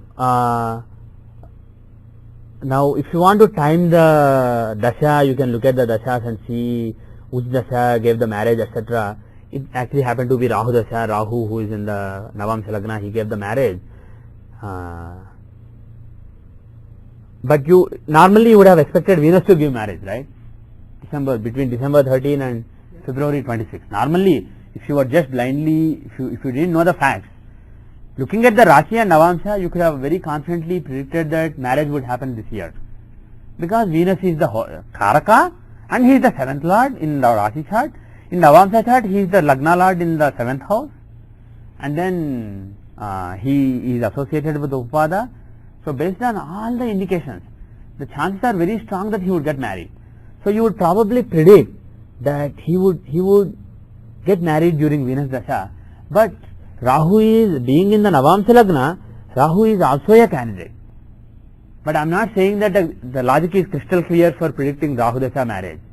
I am not saying that. When we go to timing with Dashas and we learn various other principles, we will see how to time accurately. But here, Venus could have given the marriage, Rahu could have given the marriage, or even Mercury could have given the marriage. There are actually no, Mars could have given the marriage, being the 7th Lord in Navamsha. There are several candidates, and picking the right candidate is always difficult. So either Rahu Dasha or Venus Dasha, both are possible. And you can even say that the marriage ceremony, the marriage actually happened in Rahu Dasha, but actually marital life, pardon me? With the actual relationship. The relationship, because Venus is in the 7th house, Venus is the 7th Lord of relationship, the building of the relationship, etc. All that happened later in Venus Dasha, that is another possibility. There are so many possibilities, and judging them accurately is very difficult, even for a very experienced astrologer. And let's not go into such nitty-gritty right now. But Rahu is a good candidate. Rahu is a pretty good candidate. The time could be slightly off. I would expect him to get married in Rahu Venus rather than Rahu Sun. Time could be slightly off. This 8:39, November 9 may be slightly off. When did you get married on November 9? If it is after that time, basically this time calculation, pardon me? Okay, it's 9 a.m. So my guess is this calculation has a couple of hours of error for some reason that I don't understand yet. It must have happened in Rahu Venus Antardasha. But anyway, the conclusion is, based on this, are you happy that this particular Navamsa Lagna is accurate? It is basically accurate. Now how much leeway we have? If the time changes by 1.5 minutes back, then the Lagna will change from here to here, from Libra to Kanya. If Lagna is Kanya, can the person get married this year? Not really likely, right? All the indications, even though still Venus is the 7th lord in Rashi chart, in Navamsa he is not really associated with the Lagna or the 7th house. So the year is unlikely to bring marriage. So let us conclude that this Lagna is basically right. So what that means is, if you go back to the natal chart, we earlier concluded that we wanted to subtract 2 minutes 56 seconds so that the Lagna goes from Makara to Dhanus. That is what we decided to do, but we wanted to consult more events or more factors, more parameters before making that decision. Now, looking at the Tithi Pravesha chart, because it's so clear in that chart, we have to somehow live with this Jupiter Dasha giving marriage. Jupiter, even though he is not the best candidate for giving marriage, still he is associated with the Lagna Lord. Being with the Lagna Lord in Navamsa, being with Lagna Lord in Navamsa, he can give Lagna Lord Saturn's results and he may give marriage. But given just this chart and just this Dasha, would I have been able to predict that Jupiter would give the marriage? This particular, honestly, no, I don't think I would. But Tithi Pravesh is so clear. Like I always say, when you look at gross tools like Shodasottari Dasa and transits, sometimes you have to accept less than perfect justifications. Something is not really the best candidate. Jupiter is a candidate, but that way there are 4 or 5 candidates. Saturn being Lagna Lord can give marriage, Jupiter being with him can give marriage, Moon being the 7th Lord can give marriage, and then Mars can give marriage, maybe not Rahu. So you have like 4 candidates who can give marriage. Who would you pick? So it's very difficult. So the main point I want to make is, it's very difficult with Shodasottari Dasa. It's a great Dasha, but our understanding is not perfect. So it's very difficult to time just using Shodasottari Dasa unless you are a great astrologer blessed with great intuition. And also there are other Dasas which are more appropriate. If you look at this menu here in the Nakshatra Dasas, there are so many Dasas. If I do a little bit of analysis, maybe there is a Dasha that is more applicable in his case. There are other conditional Dasas which are applicable in some charts. If they are applicable, they will work better than Shodasottari Dasa. And there are Rashi Dasas. So there are various Dasas that may give better results than Shodasottari Dasa.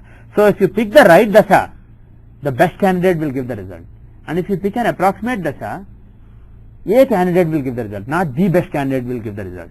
So always when you are rectifying, just if you look at, oh, Jupiter gave marriage, oh well, that doesn't make sense, let me change it to Dhanus. If you change it, what will end up happening is, you will change time based on Navamsa. Then when you go to Dashamsa to explain something, you will change it back. You will keep changing the time. So your birth Lagna will become Chararashi. It will just become a variable sign. It will keep changing.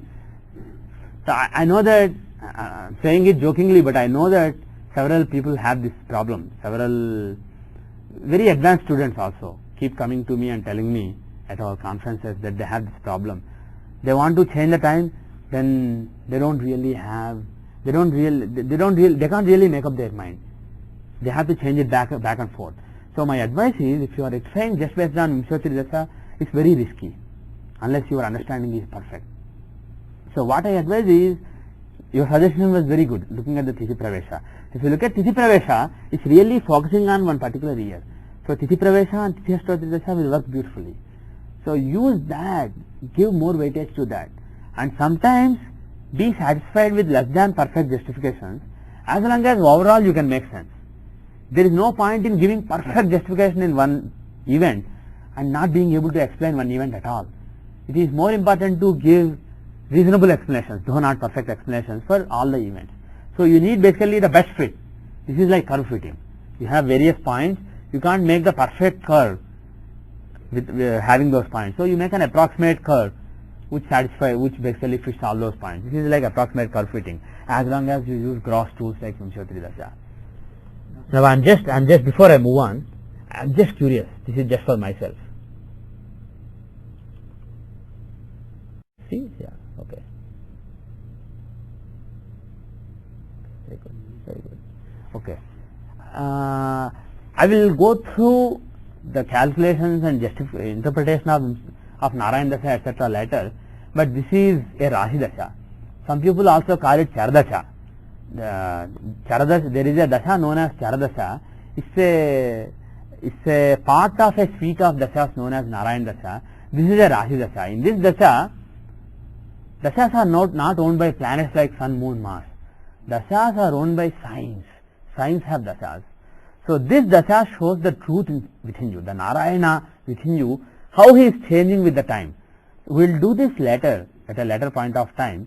But the great thing about this Dasha is, it can be recomputed for various Vargas. There is a Rashi Narayana Dasha, there is a Navamsa Narayana Dasha, Dashamsa Narayana Dasha, Vimshamsa Narayana Dasha, and so on. So all those Dashas show events relating to that particular aspect of life. And this is not how your mind perceives what is happening in your life. Vimshottari Dasha is mind's perceptions. And this Dasha is what is really happening on the ground, from the point of view of the Narayana within you, who does not have emotions. So this is the reality in your life. So again, another beautiful thing is, within the same Varga, there is not just one Navamsa Narayana Dasha. There are several Navamsa Narayana Dasas. One shows the events in your Navamsa related life, your dharmic life, the events in your wife's life. So like that there are various, and the events relating to your relationship. So there are variations of Narayana Dasha which throw light on various aspects of reality within your existence. So this is, when Vimshottari Dasha is not able to explain something beautifully, this should ideally always be able to explain things beautifully, because this is the Dasha of reality. Yeah, I'll carry on. So, yeah, I'll take your question, but if you look at this, I just wanted to see 89. Oh, I was looking at the 77. So, the marriage was given by Aquarius Dasha, and then the Antardasha is Aries Antardasha. So, Aquarius is the 7th from Upada, it has Argala and Lagna. Okay.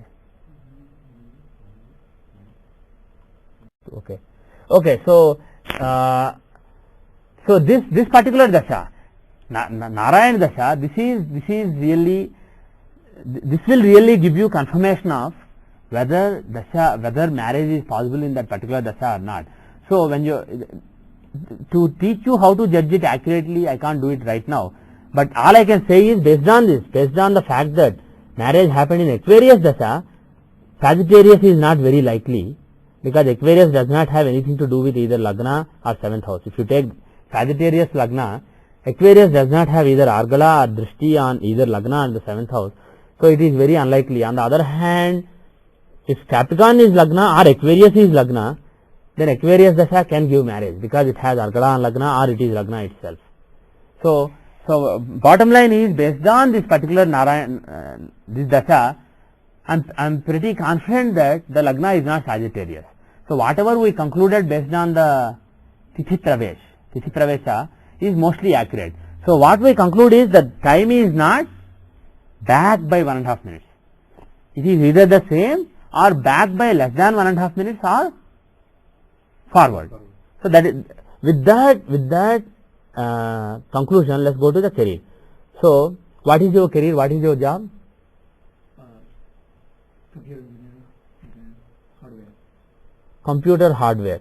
So what kind of hardware design? Yeah, telecom. Telecom, okay. Do you design boards or? Boards as well as devices. Okay. Do you do any programming like Verilog VHDL or? VHDL.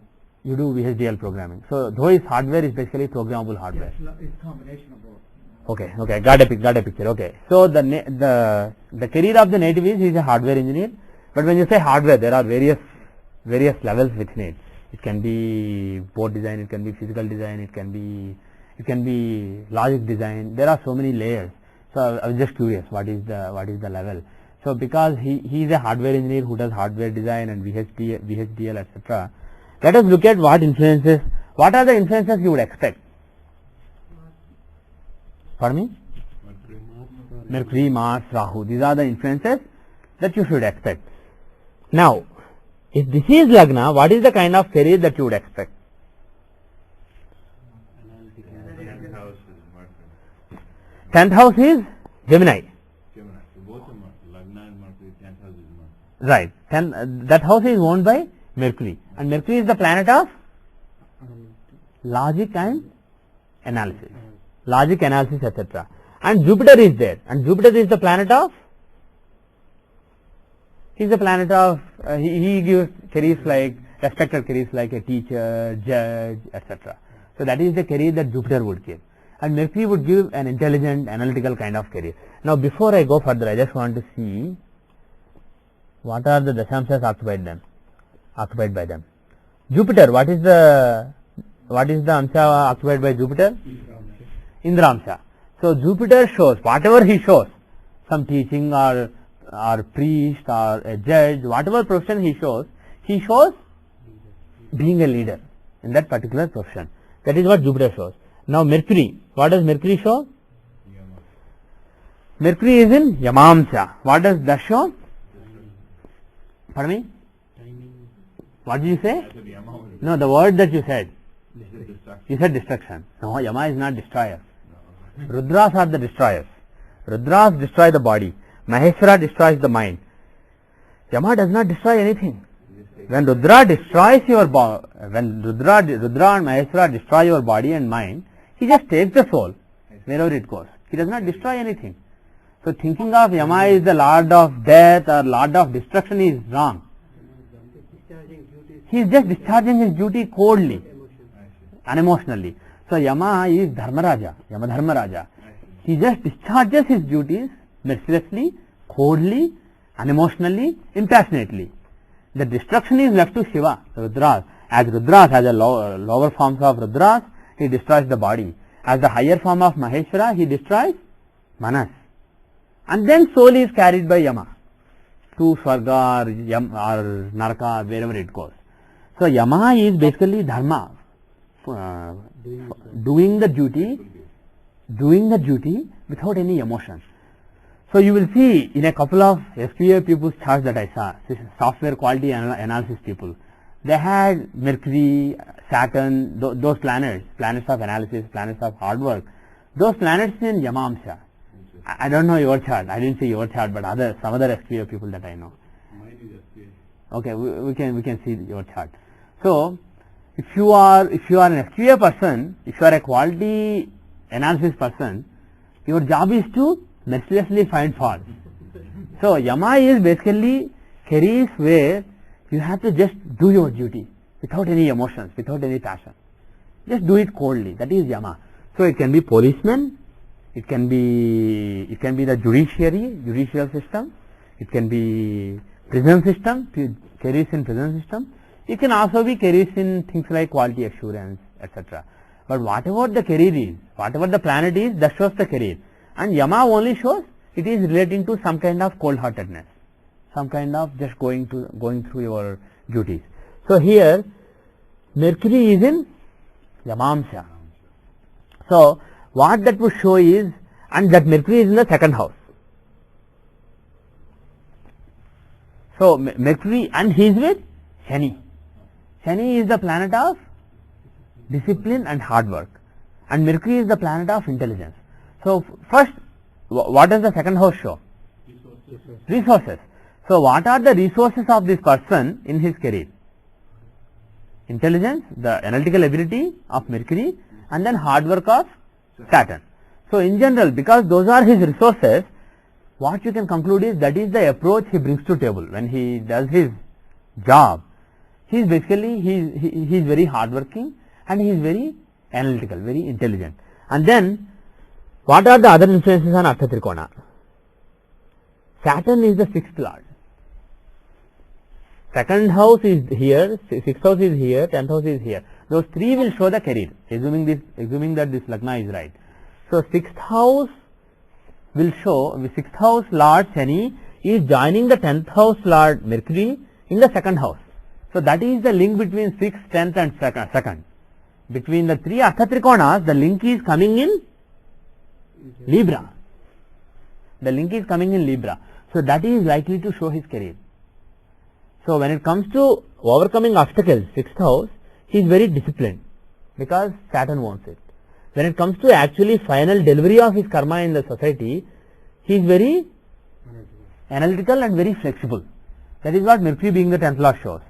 And then both of them are in the second house. So the main thing is, more than overcoming obstacles, the main thing in his career is his resources, his discipline and his analytical ability. Those are his resources. So his career is basically more than keeping hardworking. The resources are the main thing in his career. In somebody's chart, 6th house may be strong. In somebody's chart, 10th house may be strong. In somebody's chart, 2nd house may be strong. And the difference between them is, somebody with 6th house strong, 6th house being the strongest Artha Trikona, he is always overcoming obstacles. His career is characterized by the work that he puts in, the hard work that he puts in. And 2nd house strong people, out of Artha Trikonas, if the 2nd house is strong, those people are characterized by the resources. He is seen as a hardworking and intelligent person. So those qualities, the resources that they possess, they characterize his career more than what he is actually doing. And the 10th house, that shows a particular achievement. 10th house is the house of achievement. So those people, if somebody has a strong 10th house, irrespective of the resources he has, irrespective of the obstacles that he is overcoming, the hard work that one puts in, one has some achievements in the society. So they are known more by their resourcements. Their career is defined by their achievements. Here it's not defined by the hard work or achievements, but it's defined by the resources. So basically this is an intelligent person who has some persistence. And given that you are a hardware designer, you are a hardware person, but a designer of hardware. Normally for hardware you would expect Mars, Rahu, etc. influence. But given that is why I asked whether you do Verilog, VHDL, etc. Given that you also do logic design, do you also design at the level of gates? Yes. You do gate design, logic design, but you don't. I did the very, that's not throughout my career. Okay. Started as a software and system analyst, and I ended up in ASIC designer. Okay. So like that. When you were a software analyzer, what kind of work did you do? It's more like a system, architecture level. Yeah. System. So architecture design or Yeah. so design of the architecture. Okay. So this is another thing. Somebody may come and tell you I'm a hardware engineer, and then you may expect Mars or Rahu in the 10th house, and you may move Lagna by a few signs to achieve that. But if you ask questions and understand the nature of the work that he does, because we are so far not looking at Arudha Lagna, we are only looking at Lagna. So we are looking at the true work that he does, the reality. So in reality, between somebody who codes C++ and somebody who codes some other language, Java, or somebody who codes Verilog or VHDL, there is not much difference. They are just doing logic. Pardon me? That makes sense. Right. They are just analyzing things, and then they are just doing some intelligent work relating to logic and analysis, some kind of math. So, and also the fact that he did some system work earlier, system software kind of work earlier, that actually makes Mercury much more likely candidate. He is a very strong candidate. So based on what he said so far, the 10th house being Gemini ruled by Mercury, that does make sense, right? And will he be a very successful engineer, or will he be just he is basically an intelligent engineer, but will he be very successful? Will he be very successful, very famous, etc.? Because Jupiter is there in the 10th house. I think Jupiter is in Indiramsa in the 10th house. But why should that make him a famous engineer? If the Mercury here is in Indiramsa, then he would be a famous engineer. If Mercury is in Kuberamsa, he would be an intelligent person whose intelligence is focused on money, and who's a very influential or very well known consultant who makes a lot of money maybe. But here Mercury is in Yamamsa with Saturn. So he is just with discipline, cold-heartedly, impassionately just doing his job. Because Shani is also there. Shani is the brother of Yama. Shani embodies the characteristics of Yama. So Mercury is influenced not only by Yama being his ruler in Dashamsa, but influenced by Shani here. So because of that, he's a hardworking soldier basically. That is what you can say, at least based on this chart. That is what you can say. It's not a very influential person, but your point is also right. Jupiter is in Indramsha, so he will be well known. He will have some power and authority, but that may be in another kind of work that he does. And here Jupiter is in the 10th house, so it is some kind of achievement. So he may also have some kind of achievement in society, because the planet is Jupiter. Some kind of teaching is also good for you. If this person comes to you for advice and you don't know much about that person, and if he tells you that I am a software engineer, you may advise that person to get into some kind of teaching, some kind of guiding, counseling, teaching. Those kind of activities will actually be more lucky. But I do have. You do have what? Teaching, other than technical side, Yeah. non-technical side. I teach yoga for 18, 20 years now. Okay. So you teach yoga. Yeah, plus other coordinating children camps and all those things I do. Okay. So you have some Jupiter-like activities, Right. which give respect in the society. Pardon me? I didn't give you that input. Okay. So that is what Jupiter in Indramsha. So like you said, Jupiter in Indramsha shows some kind of power, and this is Jupiterian career. It can be teacher, priest, judge, etc. So that kind of another activity can be there. So what you have to realize, what this example should show you is, Dashamsa is not just your formal job. It is your activities in society. So if somebody is a yoga teacher, or he teaches kids something, that should be seen from the chart also. So that is what Jupiter shows. So given that he has that other activity apart from being a software hardware engineer, we are pretty sure that Dashamsa Lagna is accurate. We are pretty sure of that now. One question I have, Yeah. this is one of my confusion is 6th and 7th house, either you had to see the service or Yeah. business, right? Yeah. So maybe my lack of knowledge, I don't see the service. Where does the service come? How do I see that? Because I had a service for 20 years. Yeah. How do I recognize that? Yeah. So this is again the problem because of the thumb rules. If somebody uses the thumb rule that 6th house is service and 7th house is business, given that you said you are in service, you are not a businessman. Given that he is a serviceman, somebody may be tempted to move this Lagna to Libra, so that 6th house has a planet and 7th house has 0 planets. Some people think that number of planets in the 6th and 7th will show business and service. That is a rule that I also taught, but like I always said, that's only a thumb rule. It doesn't always work. There are many charts in which it does not work. The bottom line is, it's not just the 6th house and 7th house and the planets in them. You have to look at the owner, you have to look at all the influences and look at the 6th house. 6th house from Lagna shows your true service, overcoming obstacles. And the lord of that house, Saturn, is in another Artha Trikona with the 10th lord Mercury. So, because all the 3 Artha Trikonas, 6th lord, 10th lord in the 2nd house, all the Artha Trikonas are converging in Libra, the 6th house becomes very strong. All these planets, Shani and Mercury, are in a trine from it. So even though they are not in that sign, they are strengthening that sign. So the 6th house has been strengthened by Shani and Mercury. Moreover, if those planets were in Kuberamsha or something, or Indramsha, then those planets will focus their energies in the direction of power and money. But they are, even though Shani is in Indramsha, Mercury is in Yamamsha. So basically, and the planet is Shani, who is the planet of hard work. So because he owns the 6th house and is in a trine from 6th house, the 6th house really becomes strong. So when you judge the strength of a house, the mere number of planets in that house are not sufficient. So basically 6th house is very strong because of Saturn and Mercury.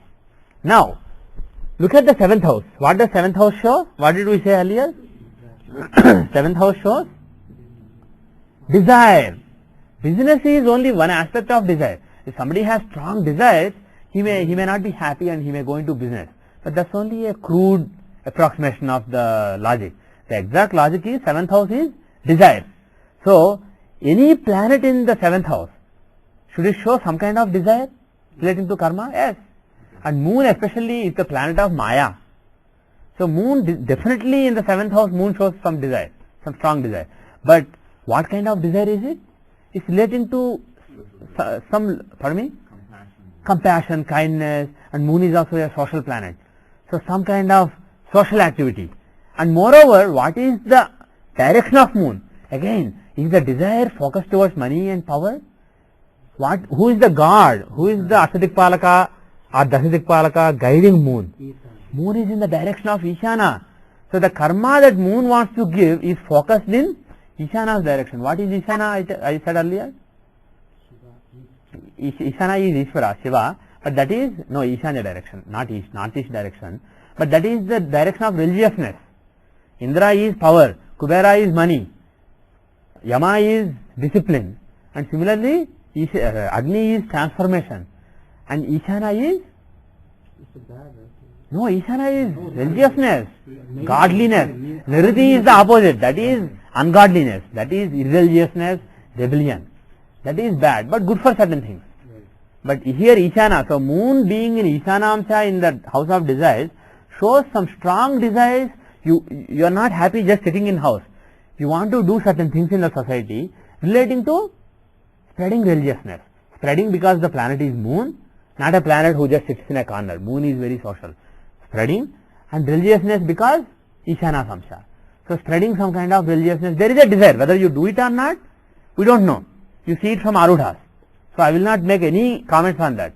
But from the point of view of truth, the true self within him, that true self has a strong desire to do some religious work in the society. And now, the planet who's in charge of that desire, who is that planet who owns that house? Jupiter. Again a religious planet. And which Amsha is he in? He is in Indra Amsha. So, that desire is actually likely to be fulfilled and give you some recognition and power and authority in the society. Forming Gajageshwari Yoga. So actually you will have strong desires, and those desires will make you do religious work in the society, Jupiterian work and Ishana kind of work in society, and that will give you lasting fame, because moon and Jupiter are in Kendras, quadrants. It will give you lasting fame. Apart from whatever you do in your job, that may not give you a lot of achievements, but what you do outside it relating to your desire, that will give you lasting fame. That is what moon Jupiter placement will show. And another important point is, even though this is Kama Trikona, the Lord is going into Artha Trikona. So there is a strong desire, but the Lord of the desire is making you do some work in the society and achieve something in the society. So because of that, it's more than business, it's just some work that you are doing in the society. But whether somebody is doing voluntary work or business, basically there is a strong desire that's guiding them, strong initiative. So there is a common thing between the two. So 7th house is not always business. Okay, does it make sense? Okay. Now, did you say, I think you said that you were out of job for some time? Right. For how long? Since 2002 October. Okay. So the native has been out of job since 2002 October. Now shall I use Narayan Dasa? Okay, because I haven't defined Narayan Dasa, I'll just use Shodasottari Dasa. Okay. Since when? October 2002. Right. So since October 2002, the native has been out of job. First let us see if it makes sense. Is it possible? So when you want to explain something that happened in 2002, should you look at Dasha and justify why Jupiter Dasha is bad? No. Why? Because Jupiter Dasha has been running since 1989. He had a long career. What really amuses me is when somebody gets laid off and there is a discussion on some Yahoo group about that. People will take the Dasha Lord, Antardasha Lord, Prachanda Dasha Lord, they will take the whole thing. You may be actually talking about something that affected somebody just for a month, but they will start from the Dasha Lord and they will prove why that planet is bad. If Jupiter is bad, he wouldn't have had a career at all. So we don't have to see why Jupiter is bad, but there must be something undesirable about Jupiter which gave some trouble. Otherwise there would not be any trouble at all. So there has to be some undesirableness, but he is not really, he need not be a very bad planet. And here Jupiter is in the 10th house of karma, so there will be lot of karma during his career, during his dasha. And then Jupiter is also Badhakesha.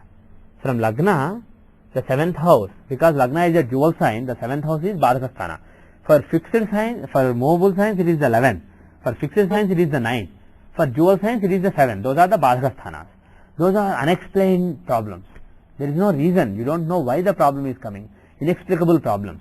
So Jupiter is the Badhakesha, so he can certainly during his dasha, during some really bad antardashas, he can give some worries in the career.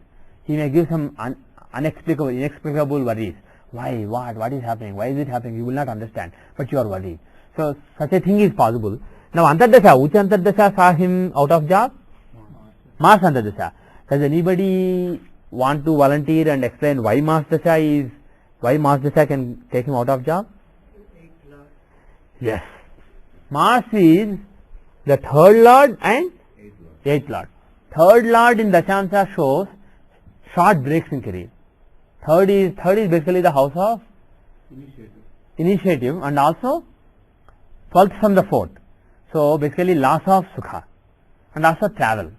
So 3rd house can show basically being away from job for a couple of months. It can show short breaks. You may go on travel somewhere and you may be out of job for a few weeks. So those things are shown by Mars. And 8th house shows long break. If there is a long break in career, that is shown by the 8th lord. 8th house is the house of troubles.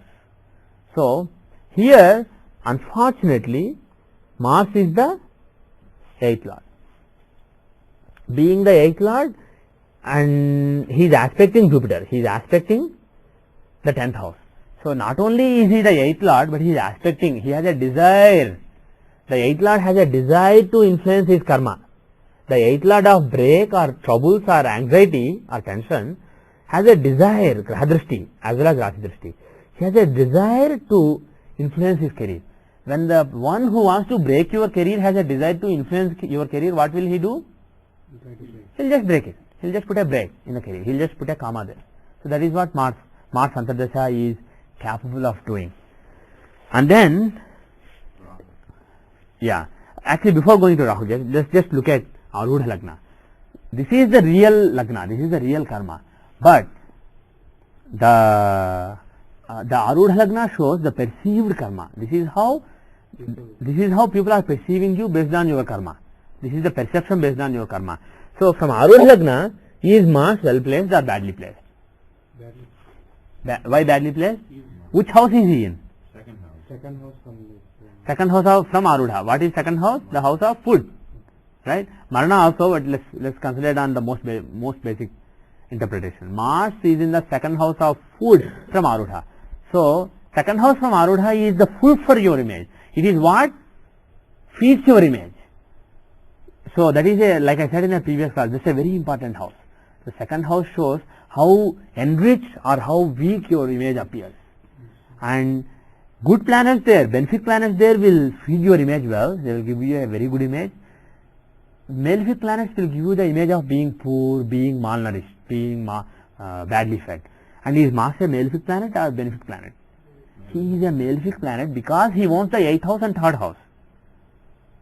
Had Lagna been a different Lagna, had Mars been a Yogakaraka, the same Mars in the second from Arudha would have given a great image. But because he is the 3rd and 8th lord, he is a malefic planet for this Lagna. So being in the second from Arudha Lagna, he will give a bad image. Bad image means he will give a weak, poor image. Basically, your image will appear as if it is starving, basically, to put it figuratively. So that means, so this is a bad Antardasha. Mars Antardasha in Jupiter Dasha is a From Arudha point of view. Arudha as well as Lagna. We saw both. From both the points of view, it is unfortunately a bad Antardasha. Yes. What about the 8? The A8, okay, yeah. I don't see any link with. I think we cannot apply the Arcana scale here, even though we can see that there is. Yeah, don't use that. Yeah. Okay. So now his point is Being the 8th Lord from Lagna, Mars can give some tension in career to the true self. Being in the 2nd from Arudha Lagna, he can make your image look poor, which can happen if you lose your job. But actual loss of job, the actual pink slip that you get, is a tangible thing. It is not a house from Arudha. It is an Arudha by itself. The pink slip that you receive, the layoff that happened to you, happened to somebody, that is seen only from A8, the Arudha of the 8th house. That is the manifestation of the 8th house. So his point is, it's a very good point. Why? If Mars does not have a link to A8, how can he actually give a pink slip in his career, in his Antardasha? Now tell me, does Mars actually not have He a... has a link. He's with Sun. Where is A8? Where is A8? It's in Leo. A8 is the actual break in career. That's what it shows. So A8 Lord Sun is with Mars, and both of them have Argala on the break, Argala on A8. So because both of them have Argala on A8, and because they are friends, see, A8 Lord is, who is A8 Lord? Sun. Who is the dispositor of Mars? Jupiter. So both of them are friends of Mars. So he is on good terms with his boss as well as the main boss who is handling that project, right? So because of that, Mars is a very good candidate for giving the break. So Mars Antardasha is actually not a good Antardasha. Sometimes there are good indications and bad indications. They are both. But in the case of Mars Antardasha, there are only bad indications. Unfortunately, it's not a good Antardasha. But luckily that Antardasha is over.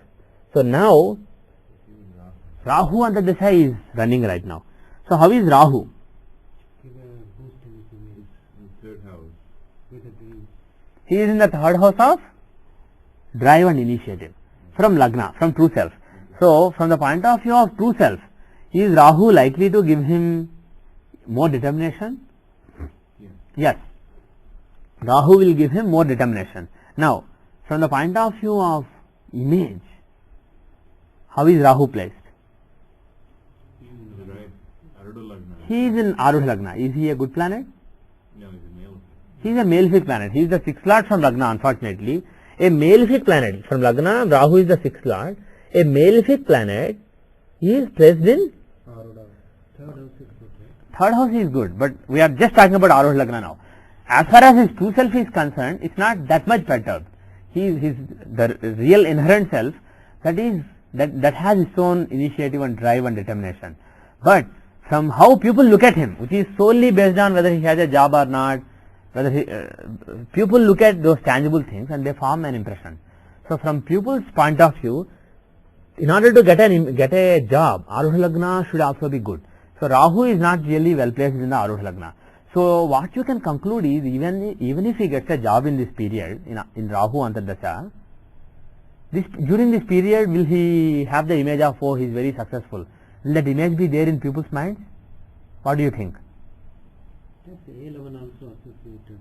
So forget the other Arudhas. Just look at Arudha Lagna now. Just look at his image. I am not saying he will not get a job. To see whether he gets a job or not, getting a job, the offer letter is another Arudha again.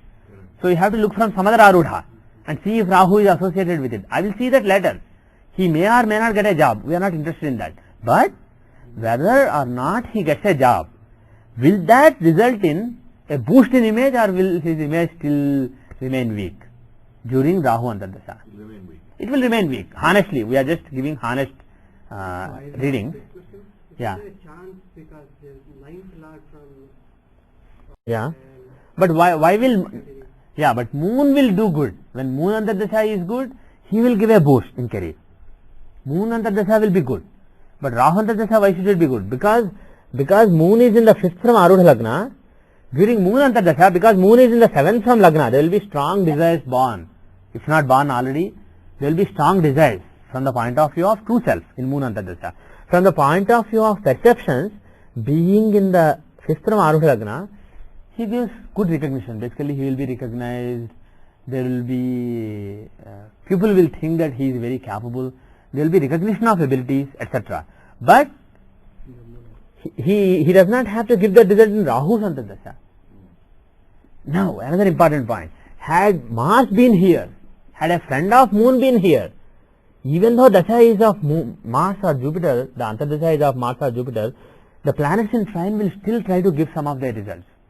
If a planet is in trine from another planet, it will try to somehow sneak in and give some of its results. But here they are not friends at all, Moon and Rahu. So Moon, whatever good results Moon wants to give, cannot be given in Rahu Antardasha. So forget Moon. So just looking at Rahu, what Sri Ram said is right. During this Dasha, during this Antardasha, you can't expect a boost in the image. The image will remain so-so. But now, that is not the question. The question is, will he be able to find a job in this Antardasha or not? Will Rahu Antardasha be able to give him a job or not? That is the question. Now, he is out of job and suddenly he gets a job. So which Arudha should we look at? 10 is the karma and achievement. Yes, right. The 8 from A8. Pardon me? The 8 from A8, which is the reverse. Yeah, that is one good viewpoint, but typically we do not do that. We see A10. Yeah, we just look at A10. A5 is again, that is a recognition. 5th house is your abilities. A5 is manifestation of your abilities. So A5 will basically, A5 shows recognition. When you go to an interview, somebody liked you. So that liking, somebody's good impression about you is somebody liking you, not just good impression. Somebody basically saying in a meeting, in a hiring meeting, yes, he is good, we should hire him. That word that somebody put in, that word is a tangible thing. It may not be tangible to you, but it's a tangible thing that rises materially. So A5 will show that recognition, right? And A10 will show the actual starting of the karma. And A9 will show A9, that is also important, 9th house. What does A9 show? Yeah, Bas, Dharma, Bhagya. 9th house is the house of Bhagya. So A9 is Bhagyapada. It is suddenly fortune coming to you. So here A10 and A9 are in a sign owned by Rahu, and Rahu has Rashi Drishti on A5. So he is associated with all the good things. So, Rahu Antardasha is likely to give Rahu Antardasha is very likely to give a new job, and because Rahu owns A10 and A9, what you can say is it will be something, it will look like a fortunate thing, because the 9th house is involved. It is basically a matter of fortune and some elder person recognizing you. So if you also 9th house shows boss, and A9 can show an old boss. So Rahu owns A9, it can be an old boss. If an old boss, somebody that you worked for before, or somebody who liked you before, if such a person is either starting a new company or associated with a new company or something, then that can also, because why I am saying new company is Rahu is in a Kama Trikona.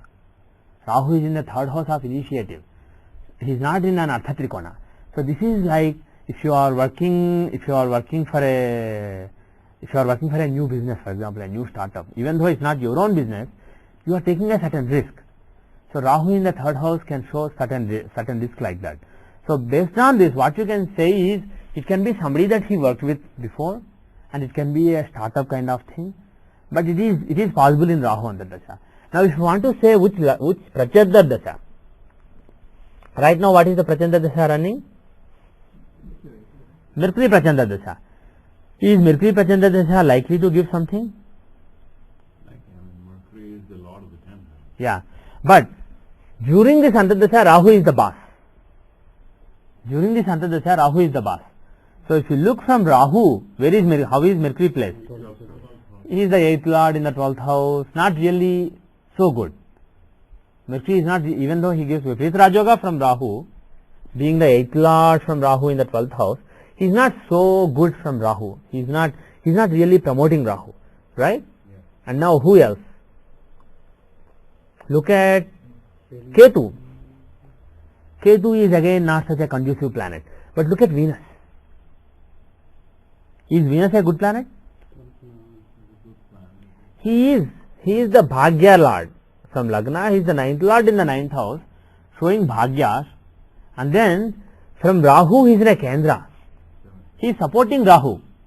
So if Rahu wants to give a job, Venus is supporting it. Mercury is not supporting it.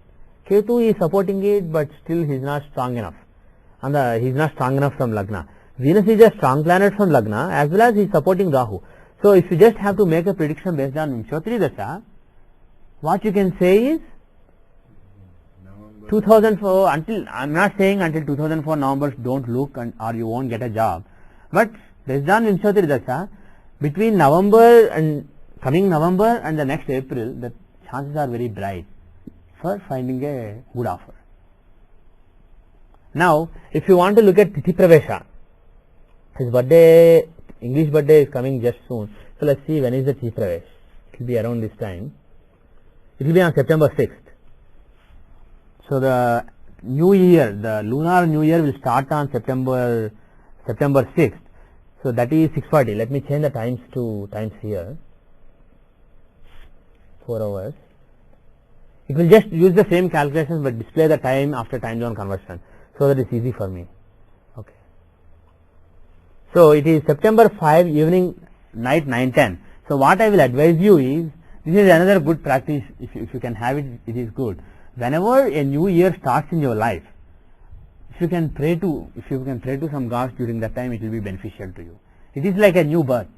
That particular time, a new existence for you is starting for that year. So if you can pray to, for example, here, who is the ruler of the year? The ruler of the year is Moon. So what would you suggest? Which god? Krishna or Gauri, Durga, Parvati, Lalita. So if you can pray to one of those gods shown by Moon, and also another thing is, look at Hora Lord as well as Lagna Lord. So who is the Lagna Lord here? Mercury. So Mercury shows Vishnu, and Mercury is in sun sign along with sun, so it shows Rama. So what I suggest is, you can note down this time at 9:10 plus or minus 10 minutes. So try to start it half hour earlier and end it half hour later, so that you definitely cover the exact time. So for an hour on September 5 around 9:10, pray to Parvati or Lalita or Gauri or Krishna. Basically pray to a god or goddess shown by Moon, and to Vishnu, especially Rama. If you can pray to them to give you success in the coming year, your prayers are likely to be heard in the coming year. And now, before we went on too long today. Before I conclude, I want somebody to make a couple of quick predictions. How will the year be? Just look at Rashi chart first. Is it a good year or bad year? The ruler of the year, where is he? Where is the ruler of the year? Pardon me? Unfortunately, it's not good. Okay. Ruler of the year, where is he? 9th house. And he is strong or weak? He is very strong. He is exalted in the Bhagyasthana, and he is a Labha Lord, 11th Lord. So 11th Lord being exalted in the 9th house, that is good. And then from Arudha Lagna, is he well placed or not? From Arudha Lagna, he is in the 11th house. So he is the 11th Lord from Lagna, and in the 11th from Arudha Lagna, he is exalted. So Moon basically shows a year of fortune and a year of gains. Then let us see Dashamsha. Is Moon well placed in Dashamsha? How is he in Dashamsha? Before seeing it, actually see how close it is to a border. 1.5 minutes later it will change. So let us assume that this is right. It's not Gemini. So is Moon strong or weak in this chart? He is exalted and giving Gajgesari Yoga in Lagna. He is giving Gajgesari Yoga in Lagna. So he is strong, but he is with Jupiter. Moon is the 3rd lord of drive, and Jupiter is the 8th lord of anxiety and hard work and tension. So both of them are in Lagna. So if those two planets of two bad houses, 3rd house is also a bad house, it's a Triksthana. So 3rd lord and 8th lord, they are together. So that would have been a Viparita Rajayoga had they been in a bad house, in the 6th house or 8th house. Because they are in Lagna, it is actually not auspicious. So if you want to give honest readings, it's not very auspicious. But they are sattvic planets. So what it means is, there will continue to be anxiety during the year. There will continue to be anxiety, especially relating to career. It can also show a lot of hard work, but at the same time it will show, because the planets are Moon and Jupiter, the planets who bring recognition, even though there is anxiety and lot of instability, still there will be recognition of his abilities, etc. So what you can say is he will find a new job, but there will be a lot of tension in that new job. Jupiter Yes. also happens to be 11th house, so both 3 and 11 are Yeah. houses and Both 11 and 3 and 11. yeah. So it seems both are growth houses. Those are not only growth houses, but those are all Kamatrikona houses. Moon shows strong determination, strong initiative. Jupiter shows gains. So his mind is basically focused on those things, gains and initiative, etc. There are strong desires during the year, and the planets who are causing the desire are coming on Lagna. So basically his true self is tormented by desires during the year. So it is a good thing in a way, it is also a bad thing in a way, especially because Moon owns 8th house also. There can be anxiety, but again Jupiter is carrying very good karma with him. While Moon is in Ghora Amsha, in Shashtyamsha, Jupiter is in an extremely good Amsha. If you look at the Shashtyamsha, Jupiter is in Amrita Amsha, that is a very auspicious Amsha. Amrita means nectar, what makes you immortal. So that Jupiter is in Lagna in Rashi chart as well as Dashansha chart. Let's see, by any chance is he so very close to Lagna? Oh yeah, he is. Let's see if there is a Shadvarga Raja Yoga. 1 second. Okay, he is missing some Amsha. Okay, there is a yoga. If the same planet occupies Lagna in 6 divisional charts, there are 6 divisional charts, Rashi, Navamsha, etc. If the same planet is occupying Lagna in 6 divisional charts, he gives a Maharaja Yoga. So that planet gives great success during that year. So I was checking if Jupiter, because he is very close to Lagna in longitude, Lagna is at 2.5 degrees, Jupiter is at 2 degrees. So I thought maybe that yoga is there, but it's not there during the year. But in any case, a planet in Amritamsha being in Lagna, that planet is Jupiter. Jupiter being in Lagna, that shows the year will bring success, but there are very mixed influences also. So what you can, a quick reading if you want to give, it can be that during the year he will find success, he will find recognition of his abilities, and he will do some good work, but he will be very anxious and tense. He will continue to be anxious and tense during the year. And if you want to look at the dasas, the Shodasottari Dasa, Jupiter Dasa and Moon Dasa are the candidates who can give those results, especially in terms of career. Because Moon and Jupiter are together, Moon can give Jupiter's results, Jupiter can give Moon's results. So Jupiter Dasa is starting soon after the new year starts. The new year starts on September 6th, and Jupiter's Shodasottari Dasa runs from September 7 to November 9. So that is one good time, and the other good time is next March. Moon Dasa will be, actually Moon is the ruler of the year, if you remember. Yes. So this period will bring events of the year, events that will be the highlight of the year that is about to start. So looking at the Vimshottari Dasa, Pratyanta Dasa as well as this, it looks like not that he will not find any opportunity until then, but the period from next March 16 to May 4, those, like, how much is it? Roughly 1.5 months. Those 1.5 months are very, very crucial for him. So what I suggest is prayer. Do the prayer on September 6th, and then keep praying to, because Moon is the ruler of the year, keep praying to Moon, or keep praying to Parvati Devi during the year, and this year will bring you some good fortune. So all the best. So I'll see some more charts in the next class. Instead of doing other karakas, we'll just see charts in the next class, because that's the best way to learn. Yes? I have corrected my chart based Yeah. on Suryavesham. Okay, very good. Actually, my date of time of birth is not well known. Yeah. They say, my mother says it is between 6 and 6:30. Yeah. And previously I took it as 6:15 as final time, Yeah. time between the two Yeah, things. yeah. And I tried to correct it and it came 1825. Is there a way that analysis by looking at my... Yeah, why don't we do that in the next class? Okay. Bring your chart and analysis, Yeah. and then you share your analysis, and then the class can give their opinion. Yeah, People can give their all my opinion. details. Pardon me? I have sent you all my details. Okay, I may or may not have that email because I had a computer crash and lost some mail. So it's a good idea to send it again. Then I'll feed it so that I don't have to feed it again. And also when I look at my chart, I see a lot of confusion and last week when Sanjay ji spoke about Vargottama, Yeah. I see 3 planets are same place from Rashi and Navamsa. Navamsa. Yeah. I don't know which one to consider as Vargottama. Yeah, all the 3. All the 3 are. Yeah, if any planet is in the same sign in Rashi chart as well as Navamsa chart, it's in Vargottama. But also the Vargottama means it's as good as being in the first house of the Rashi chart. It's not as good as being in the first house, but it gives results relating to the first house. Relating to the first house. So do you have any Vargottama planets? Yeah, it's there. For me? Anybody? I have in the chart. Sun, right? No, moon and Venus. Yeah, sun. What? Sun. Sun. Sun is only one. Oh, sorry, sun and Saturn. Parivartana you are talking about. Parivartana, moon and Venus. Sun and Saturn also? Yeah. So sun and Saturn are in Vargottama.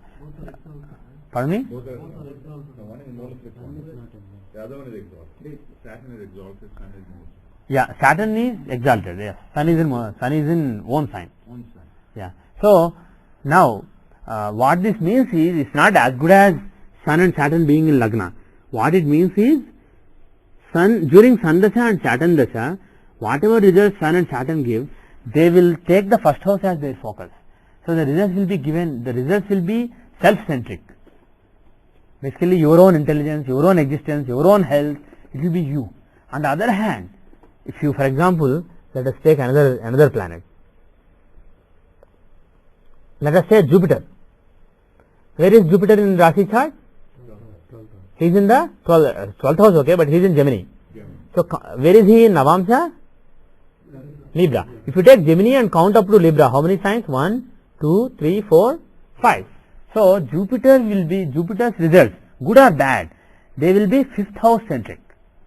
So abilities, recognition, children, etc. So Jupiter, whether he gives good results or bad results, they will be ability and child centric. They will be 5th house centric. That's what it means. It's not that Jupiter is in the 5th house.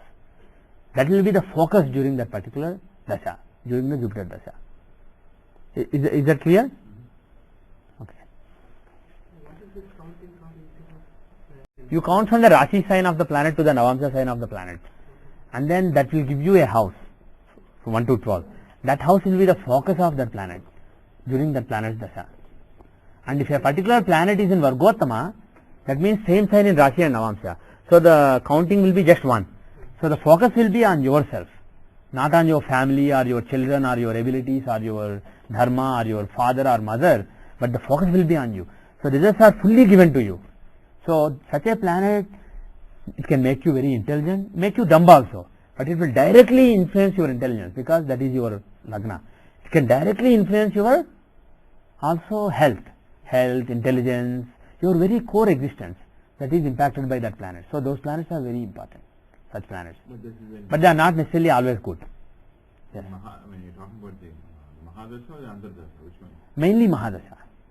Mainly In the Mahadasha. See, for example, here, Saturn Dasha will start next year. And Saturn is not really an auspicious planet. He is the 7th and 8th lord. He is a neutral planet. He is not a malefic, but he is also the 8th lord. 8th is not a good house. So, such a planet's results coming into the Lagna, he gives results to the self. So, that is not really very auspicious. So, if you want to convert that into a good result, what you should do is Saturn as the 8th lord can show yoga and sadhana. So, if such a Saturn gives results affecting your very core existence, if you become more spiritual, more ascetic or more, you can follow more austerities, then Saturn will not touch you. If you don't follow, he can give health problems, etc. You see what I am saying? Saturn as the 8th and 7th lord in this case, he will, even though he is in the 4th house, he will try to give results, not as if, but influencing the lagna. He will try to influence your lagna. So, that influence can be either positive, making you a very yogi kind of person. It can be negative. It can make you a sick person also. So, if you always, things are not written in stone. There are good and bad aspects. So, what you can do is, if you promote the good aspect, the bad aspect will be basically suppressed. For example, my guru Sanjay Rath's, his father, I think, he had certain deformity in the eye, and that was because of Saturn being in a particular house. So his grandfather, who was a great astrologer, he said that's a great blessing. Saturn has to impact your lagna. So he did something to your eye. There is a problem with your eye. So that is what Saturn gave. So that is good. Don't try to correct it. But he got some surgery done, and then after that he has so many other problems. So like that, there are good and bad. So Saturn in Vargottama in your chart, he wants to either make you very saintly, very austere person, very yogi kind of person, or he wants to give you sickness, etc. You can choose which one. So that is again not just you. When any person comes to you, that is the level of advice you can give. After that, it's not really in your hands. There are only certain levers that you can pull. Any other questions? In the Dasansa chart, Yeah. 10th Lord is in the 6th house. What Yeah. does it mean? In the Dasansa chart, 10th Lord is in the 6th house. Okay, 10th Lord is basically the karma that you discharge in the society, the achievements that you have in the society. That planet is in the 6th house of obstacles. So what it means is, in order to achieve anything, you have to overcome a lot of obstacles. And you probably will if the planet is strong. So such people will have obstacles, overcome those obstacles and achieve things. Yes. What happens if the planet is exalted or debilitated? The 10th Lord in the 6th house is exalted or debilitated. Yeah, which location or even 6th house. Okay. So if the planet is exalted, that is akin to the planet is basically in an excited state. So the obstacle overcoming is difficult because the planet is excited. The planet is not really ready for a lot of hard work. Exalted planet is akin to a person who doesn't want to work hard, who wants to enjoy at a party. And debilitated planet is like akin to somebody who is willing to work hard, actually who is forced to work hard, so willing to work hard. Exalted planet is like somebody who is used to partying all night. So if you tell him to work hard, he will not work hard. So if you have an exalted planet in the 6th house, it may not be auspicious for working hard, for overcoming obstacles. In such a case, if the 10th house itself is very strong, still that person may have lot of achievements because the 10th Lord is exalted. So he may have lot of achievements, but they will come without much effort, much obstacle overcoming. On the other hand, if the planet is debilitated, that is actually conducive to working hard and overcoming the obstacles. Okay? Okay. With that, I will conclude for today. We have gone too long. Om Shanti Shanti Shanti.